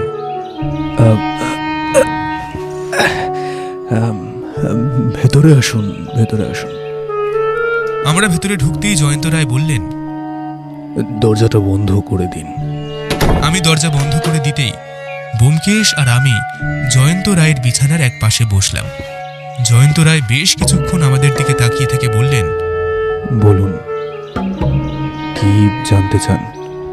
কাল রাতে যখন আপনার উপর গুলি চলে তখন আপনি সেখানে ঠিক কী কারণে গিয়েছিলেন বলুন তো? সে কথা আমি আপনাকে বলতে বাধ্য নই। হ্যাঁ, অবশ্যই আপনি বলতে বাধ্য নন, তবে আপনার কাছে সে সময় আপনার বাবার ঠাকুরদার ডায়েরির কয়েকটা ছেঁড়া পাতা ছিল, আর সেই পাতায় নিশ্চয়ই আপনার ঠাকুরদা এমন কিছু লিখে রেখেছিলেন যার সাথে ওই সিন্দুকের আর ওই পাথরটার সম্পর্ক আছে। কি আমি কি ঠিক বলছি জয়ন্তবাবু? জয়ন্তবাবু বেশ কিছুক্ষণ ব্যোমকেশের দিকে কঠিন দৃষ্টিতে তাকিয়ে রইলেন। তারপর বললেন, আমি সেগুলো ওদের দিয়ে দিলে তাহলে আমাদের বাড়িতে আর চোর আসতো না। আর চোর এসে আমাদের বিরক্তও করতো না। সেই কারণেই আমি ওইগুলো দিতে গিয়েছিলাম, কিন্তু ওরা আমায় চিনতে পারেনি। অন্ধকারে তাই গুলি চালিয়েছে। তবে পরে যখন বুঝতে পারে, তখন এসে আমার কাছ থেকে কাগজের টুকরোগুলো নিয়ে যায়। তবে ততক্ষণে আমি অজ্ঞান হয়ে গেছি। আপনার ঠাকুরদা আপনাকে বলে গিয়েছিল এ বাড়িতে সাগর নামে কি আছে? বলে যায়নি, তবে আমি বুঝতে পেরেছিলাম। আর আশা করি আপনিও বুঝতে পেরেছেন। কিন্তু আপনার একবারও মনে হয়নি যে এই সাগরের সাথে সিন্ধুকের কোনো একটা সম্পর্ক আছে? আমি নিজেও সে ব্যাপারটা ভেবেছি, তবে সেই কারণেই ব্যাপারটা সবার কাছ থেকে আড়াল করে রাখতে চেয়েছি। কারণ আমার ঠাকুরদা আমায় একটা কথা বলে গিয়েছিলেন, এই সিন্ধুকে যে সমস্ত অর্থ সোনা রয়েছে সেগুলোর উপর একা ঠাকুরদার অধিকার নেই। আমার ঠাকুরদার বাবা যখন জাহাজে বাণিজ্য করতেন তখন উনি সমস্ত সংগ্রহ করেছিলেন, আর সেগুলো আমার ঠাকুরদার বাবার সাথে আরও একজনের সম্পত্তি। আসলে আমার বাবা নিশ্চয়ই আপনাকে বলেছেন, আমাদের বাড়িতে দুবার 2 ভদ্রলোক এসেছিলেন ওই পাথর দাবি করতে। আসলে ওই সম্পত্তি সেই ভদ্রলোকের পরিবারের সম্পত্তি, অন্তত আমার ঠাকুরদা অনুমান করেছেন তাই। তিনি কখনো চাননি সম্পত্তি আমি একা ভোগ করি, মানে আমরা একা ভোগ করি। তাই বাবাকে কখনো সিন্ধুকের কথা আর পাথরের কথা বলে যাননি। তবে আমি বুঝতে পেরেছিলাম পাথরটা আমার ঘরেই কোথাও আছে, কিন্তু কোথায় সেটা অনুমান আমি করতে পারিনি। আর সত্যি বলতে কি ব্যোমকেশবাবু, আমি অনুমান করতে পারলেও কখনো সেটা বাইরে বের করতে দিতাম না, কারণ আমার বাবা ওই সম্পত্তি একাই ভোগ করতে চেয়েছেন। আর আজ যা কিছু হচ্ছে তার সমস্ত কিছুই বাবার জন্য। আমি যদি একবার আপনার ঘরটা ঘুরে দেখি তাহলে কি আপনি আপত্তি করবেন? না না, আচ্ছা, এই ঘরে আপনার ঠাকুরদার ঠিক কি কি আছে? দেওয়ালে টাঙানো ঠাকুরদার ছবি রয়েছে, তাছাড়া ঠাকুরদার একটা পাথরের পছন্দের মূর্তি ছিল। সেই মূর্তিটা আমার ঘরে ওই টেবিলের উপর আছে। তাছাড়া ঠাকুরদার একটা লাঠিও রয়েছে। আসলে ঠাকুরদার শেষ বয়সে লাঠিটা নিয়ে ঘুরে বেড়াতেন, আর আমিও ঠাকুরদার লাঠিটা হাত দিয়ে ধরে ঘুরে বেড়াতাম। তাই দাদু ঠাকুরদার স্মৃতিচিহ্ন হিসেবে সেইটা আমি রেখে দিয়েছি। ব্যোমকেশ উঠে গিয়ে দেওয়ালে টাঙানো ছবিটা একবার দেখল, তারপর টেবিলের উপর রাখা মূর্তিটা হাতে তুলে নিয়ে ঘুরিয়ে ফিরিয়ে দেখল। তবে নিরেট পাথরের মূর্তি সেটা। তারপর লাঠিটার কাছে গিয়ে লাঠিটা হাতে নিয়ে দেখল। বেশ কিছুক্ষণ ভালো করে দেখার পরে লাঠিটা রেখে দিয়ে এসে বলল, আর আমি যদি আপনাদের এই সিন্ধুক উদ্ধার করে দিই তাহলে কি আপনি অসন্তুষ্ট হবেন আমার ওপর? দেখুন, সে সিন্ধুক যতদিন আমাদের বাড়িতে থাকবে ততদিন আমাদের বাড়ির উপর হামলা হবে, আর এই সমস্তটাই বাবার জন্য। তাই যদি সিন্ধুক উদ্ধার হয় তাহলে সেটা হোক, তবে আমি চাই সেই অর্থ আমরা যতটা পাবো ততটা যেন সেও পায়, যার সাথে আমার ঠাকুরদার বাবা এই অর্থ সংগ্রহ করেছিলেন। তাহলে আমার আর অসন্তুষ্ট হওয়ার কিছুই নেই। বেশ, তাহলে আমি সেই চেষ্টাই করব। আপনাকে অসংখ্য ধন্যবাদ জয়ন্তবাবু আমার সাহায্য করার জন্য। আর আশা করছি আপনার ওপর যে গুলি চালিয়েছিল তাকে খুব শীঘ্রই আমরা ধরতে পারব। পরদিন সকালে পরপর কয়েকটা ঘটনা ঘটল। এর মধ্যে কিন্তু বাড়ির ওপর আর কোনো আক্রমণ হয়নি, কিংবা রাতে আমরা জানালার ধারে দাঁড়িয়ে থাকার পরেও কাউকে আর দেখতে পাইনি। তার বদলে পরদিন ভবানীবাবু জানালেন গ্রামে 2 জন বাইরের লোক ধরা পড়েছে। তাকে গ্রামের একটা জায়গায় আটক করে রাখা হয়েছে, এমনকি পুলিশকে খবর দেওয়া হয়েছে। পুলিশ এলে তাদের পুলিশের হাতে তুলে দেওয়া হবে। তারা গ্রামবাসীদের মারের মুখে স্বীকার করেছে তাদের অন্য কেউ পাঠিয়েছিল এ বাড়ির উপর নজর রাখতে এবং এ বাড়িতে ঢুকে একটা লাল রঙের পাথর চুরি করে আনতে। কিন্তু তারা এই বাড়িতে যেদিন ঢোকার পরিকল্পনা করেছে সেই দিনই এই ব্যাপারটা ঘটে গেছে। ব্যোমকেশ কিন্তু সেই লাল পাথরটা তখনও খুঁজে পায়নি। আমি আর ব্যোমকেশ এবং ভবানীবাবু যামিনীবাবুর ঘরে বসে থাকতে থাকতে ব্যোমকেশ বলল, যামিনীবাবু, আপনি কিন্তু আমাদেরকে বেশ কয়েকটা মিথ্যে কথা বলেছিলেন, এমনকি চিঠিতেও দু একটা মিথ্যে কথা লিখেছেন। হ্যাঁ, আপনি চিঠিতে বলেছিলেন যে আপনাদের আর্থিক অবস্থা এখন পড়তির দিকে হলেও খুব একটা খারাপ নয়। তবে আমি যতদূর বুঝতে পেরেছি এবং ভবানীবাবুর সাথে কথা বলে যেটা জানতে পেরেছি, তাতে আপনার ব্যবসা একদম ভেঙে পড়ার মুখে। এই সময় বেশ কিছু অর্থ ব্যবসায় না লাগাতে পারলে ব্যবসা কিন্তু ডুবে যাবে। আর তাছাড়া আপনার কোনো অসুস্থতা নেই, আপনি অসুস্থ হওয়ার ভান করছেন যাতে আপনার উপর আমি কোনোভাবে সন্দেহ করতে না পারি। কিন্তু আপনাকে এই কয়েকদিনে শুধু বিছানায় শুয়ে থাকতে ছাড়া কোনোদিনও কোনো ওষুধপত্র খেতে আমি দেখিনি। হ্যাঁ, আপনি বলতেই পারেন যে আপনার শরীর এতটাও অসুস্থ নয় যে আপনাকে ওষুধ খেতে হবে। তবে সেদিন যেদিন আপনার ছেলের গুলি লাগে সেই দিন কিন্তু আপনি স্বাভাবিকভাবেই বাইরে বেরিয়ে এসেছিলেন, অথচ তাছাড়া অন্য কোনো সময় আপনি থাকেন ঘরের ভিতরে। এছাড়াও আপনি বলেছেন যে ওই লাল পাথরের ব্যাপারে, এমনকি ওই সিন্দুকের ব্যাপারে আপনি নাকি তেমন কিছুই জানেন না, অথচ আপনি সবই জানেন বলেই আমার মনে হয়। আপনি আপনার বাবার কাছে ওই সিন্দুকটা খুঁজে বার করার কথাও বলেছিলেন, তবে সেই ব্যাপারে তিনি আপনাকে কোনো সাহায্য করেননি। আর আপনার স্ত্রীর সাথে কথা বলে আমি জানতে পেরেছি সেই দুজন ভদ্রলোক যখন আপনাদের বাড়িতে এসেছিল তখন আপনারা তাদের কোনো কথাই শুনতে চাননি। সেটা যেমন আপনার বাবা করেছে তেমন আপনিও করেছেন, অথচ আপনি আমাকে মিথ্যে কথা বলেছিলেন। আরও একটা মিথ্যে কথা আপনি বলেছেন, আর যেটার কারণে আপনার ছেলের এই অবস্থা। তার গুলি লাগার পেছনে কিন্তু আপনিই দায়ী। শেষের কথাটা যামিনী রায় কেমন উত্তেজিত হয়ে বললেন, এসব এসব আপনি কি বলছেন ব্যোমকেশবাবু? আমি তো নিজে আপনাকে এখানে ডেকে এনেছি আমাকে সাহায্য করার জন্য। তাহলে তাহলে আমি আপনাকে মিথ্যে কথা বলবো কেন? আপনি আমাকে এখানে ডেকে এনেছেন একটা সমস্যার জন্যে, কিন্তু আপনার সমস্যা আসলে কিছুই নয়। আপনার সমস্যা হলো আপনার আর্থিক অবস্থা, আর সেই সমস্যাটা থেকে আপনাকে বাঁচতে হলে সেই সিন্দুকের গুপ্তধন আপনাকে খুঁজে বার করতে হবে, আর সেটা আপনার পক্ষে সম্ভব নয়। এমনকি আপনার ছেলে জয়ন্তবাবু, আমি যতটা জানি সে আপনাকে সাহায্য করতে রাজি নয়, তাই আপনি আমাকে ডেকে এনেছেন। আর ঠিক এই কারণে আপনি আমার সাথে আপনার পরিচয় করার কথা বললেও আপনার বন্ধুর কথা কিন্তু বলেন, যাতে আমি তার কাছ থেকে আপনার ব্যাপারে কোনো খোঁজ খবর নিতে না পারি।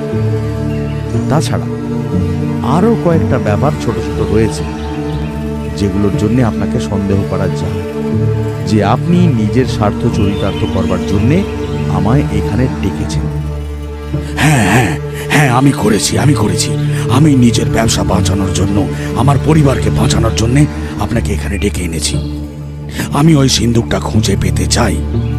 সেই সিন্দুকে যা অর্থ আছে তা আমি ব্যবসার কাজে লাগাতে চাই। না হলে আমি আমার বংশ বাঁচাতে পারবো না। আমার ছেলের তো কোনো কিছুতেই মন নেই, সে গান বাজনা নিয়েই থাকতে ভালোবাসে। এইসব অর্থ, ব্যবসা, এসবের কিছুই বোঝে না। কিন্তু আমায় তো তেমন ভাবলে হবে না ব্যোমকেশবাবু।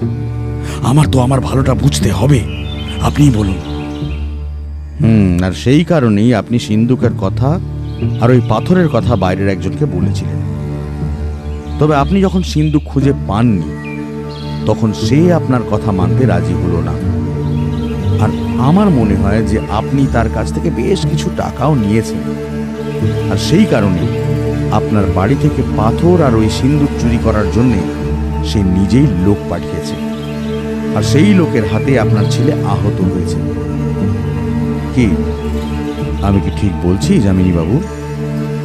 যামিনীবাবু বেশ কিছুক্ষণ মাথা নিচু করে রইলেন, তারপর বললেন, হ্যাঁ ব্যোমকেশ বাবু, আমার ব্যবসার কাজে একজনের সাথে পরিচয় হয়েছিল। তাকে আমি এই সিন্ধুকের কথা বলি,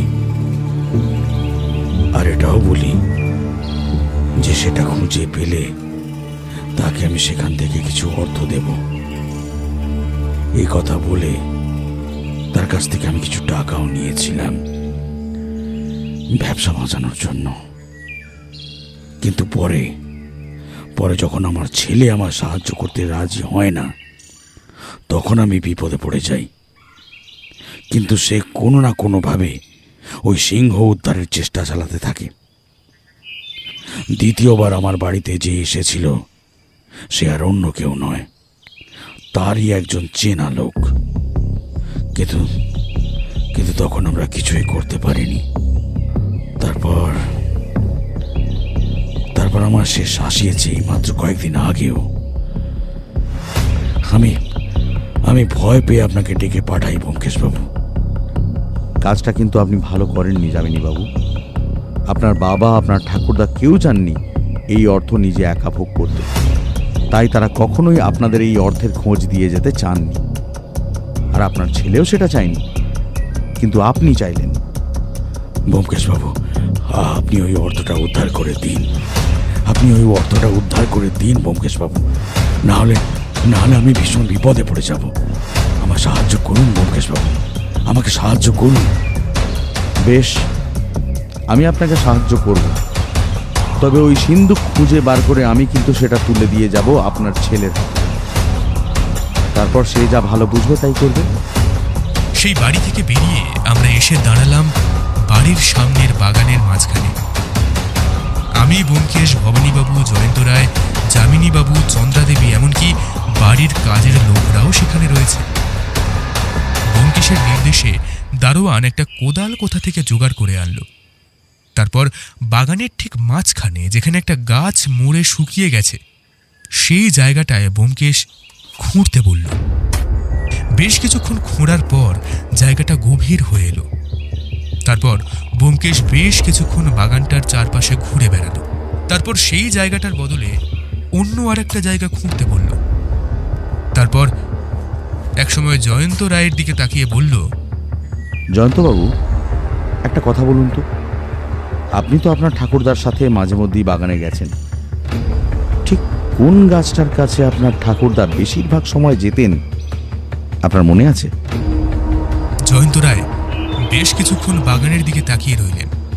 তারপর একটা নির্দিষ্ট শুকিয়ে যাওয়া গাছের দিকে দেখাতেই ব্যোমকেশ সেখানে খুঁড়তে বলল। বেশ কিছুক্ষণ খোঁড়ার পর দারোয়ান চেঁচিয়ে বলে উঠল, কিছু একটা আছে বাবু, নিচে কিছু একটা আছে। আমি তাকিয়ে দেখলাম ব্যোমকেশ, যামিনী রায়, জয়ন্তবাবু, এমনকি ভবানীবাবুর মুখটা উজ্জ্বল হয়ে এসেছে। আমি বুঝতে পারলাম সেই কাঙ্ক্ষিত সিন্ধুক আছে ওখানে, যেটার জন্য এত কিছু, যার জন্য আমাদের সেই কলকাতা থেকে এত দূরে ছুটে আসতে হলো। ব্যোমকেশের অনুমান মিথ্যে হয়নি। সিন্ধুক আছে এ বাড়িতে। সিন্ধুক আছে আসলে সাগরে। আসলে যামিনী রায়ের ঠাকুরদা এই বাগানের নাম দিয়েছিলেন সাগর, আর সেই সাগরে আছে সিন্ধুক। সিন্ধুকটা কিন্তু দারোয়ান একা তুলতে পারল না। আমরা প্রায় সকলেই হাত লাগালাম। একটা লোহার ভারী সিন্ধুক।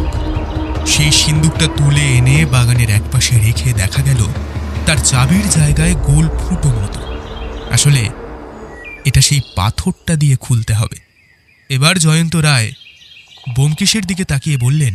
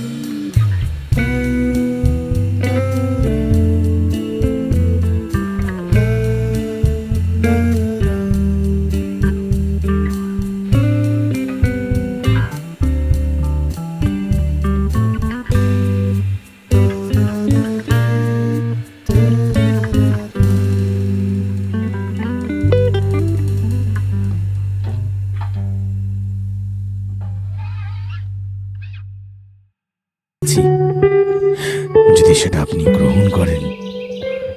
বলে একটা ছোট বাক্স ব্যোমকেশের সামনে তুলে ধরল। তারপর সেই বাক্সটা খুলতেই দেখা গেল সেই বাক্সের মধ্যে সেই লাল রঙের পাথরটা, যেটা দিয়ে আজ সিন্দুকের তালা খোলা হয়েছে। রোদের আলো তার গায়ে পড়ে চকচক করছে। ব্যোমকেশ হাসি মুখে সেটা গ্রহণ করে বলল, গোটা কেসটা সমাধান করতে আমাকে ভবানীবাবু, আপনাদের গ্রামের হারাধন গাড়োয়ান, এমনকি আরও দু একজন সাহায্য করেছেন। তাদের দিকটাও একটু ভেবে দেখবেন যামিনীবাবু। অবশ্যই ব্যোমকেশবাবু, অবশ্যই। আজ থেকে আমার ব্যবসার সমস্ত ভার আমার ছেলে আর ভবানীর উপরেই থাকবে। আমি আজ থেকে পুরোপুরিভাবে বিশ্রাম নেব। ব্যোমকেশবাবু, ওরা যা ভালো বুঝবে, এবার থেকে আমি তাই করব।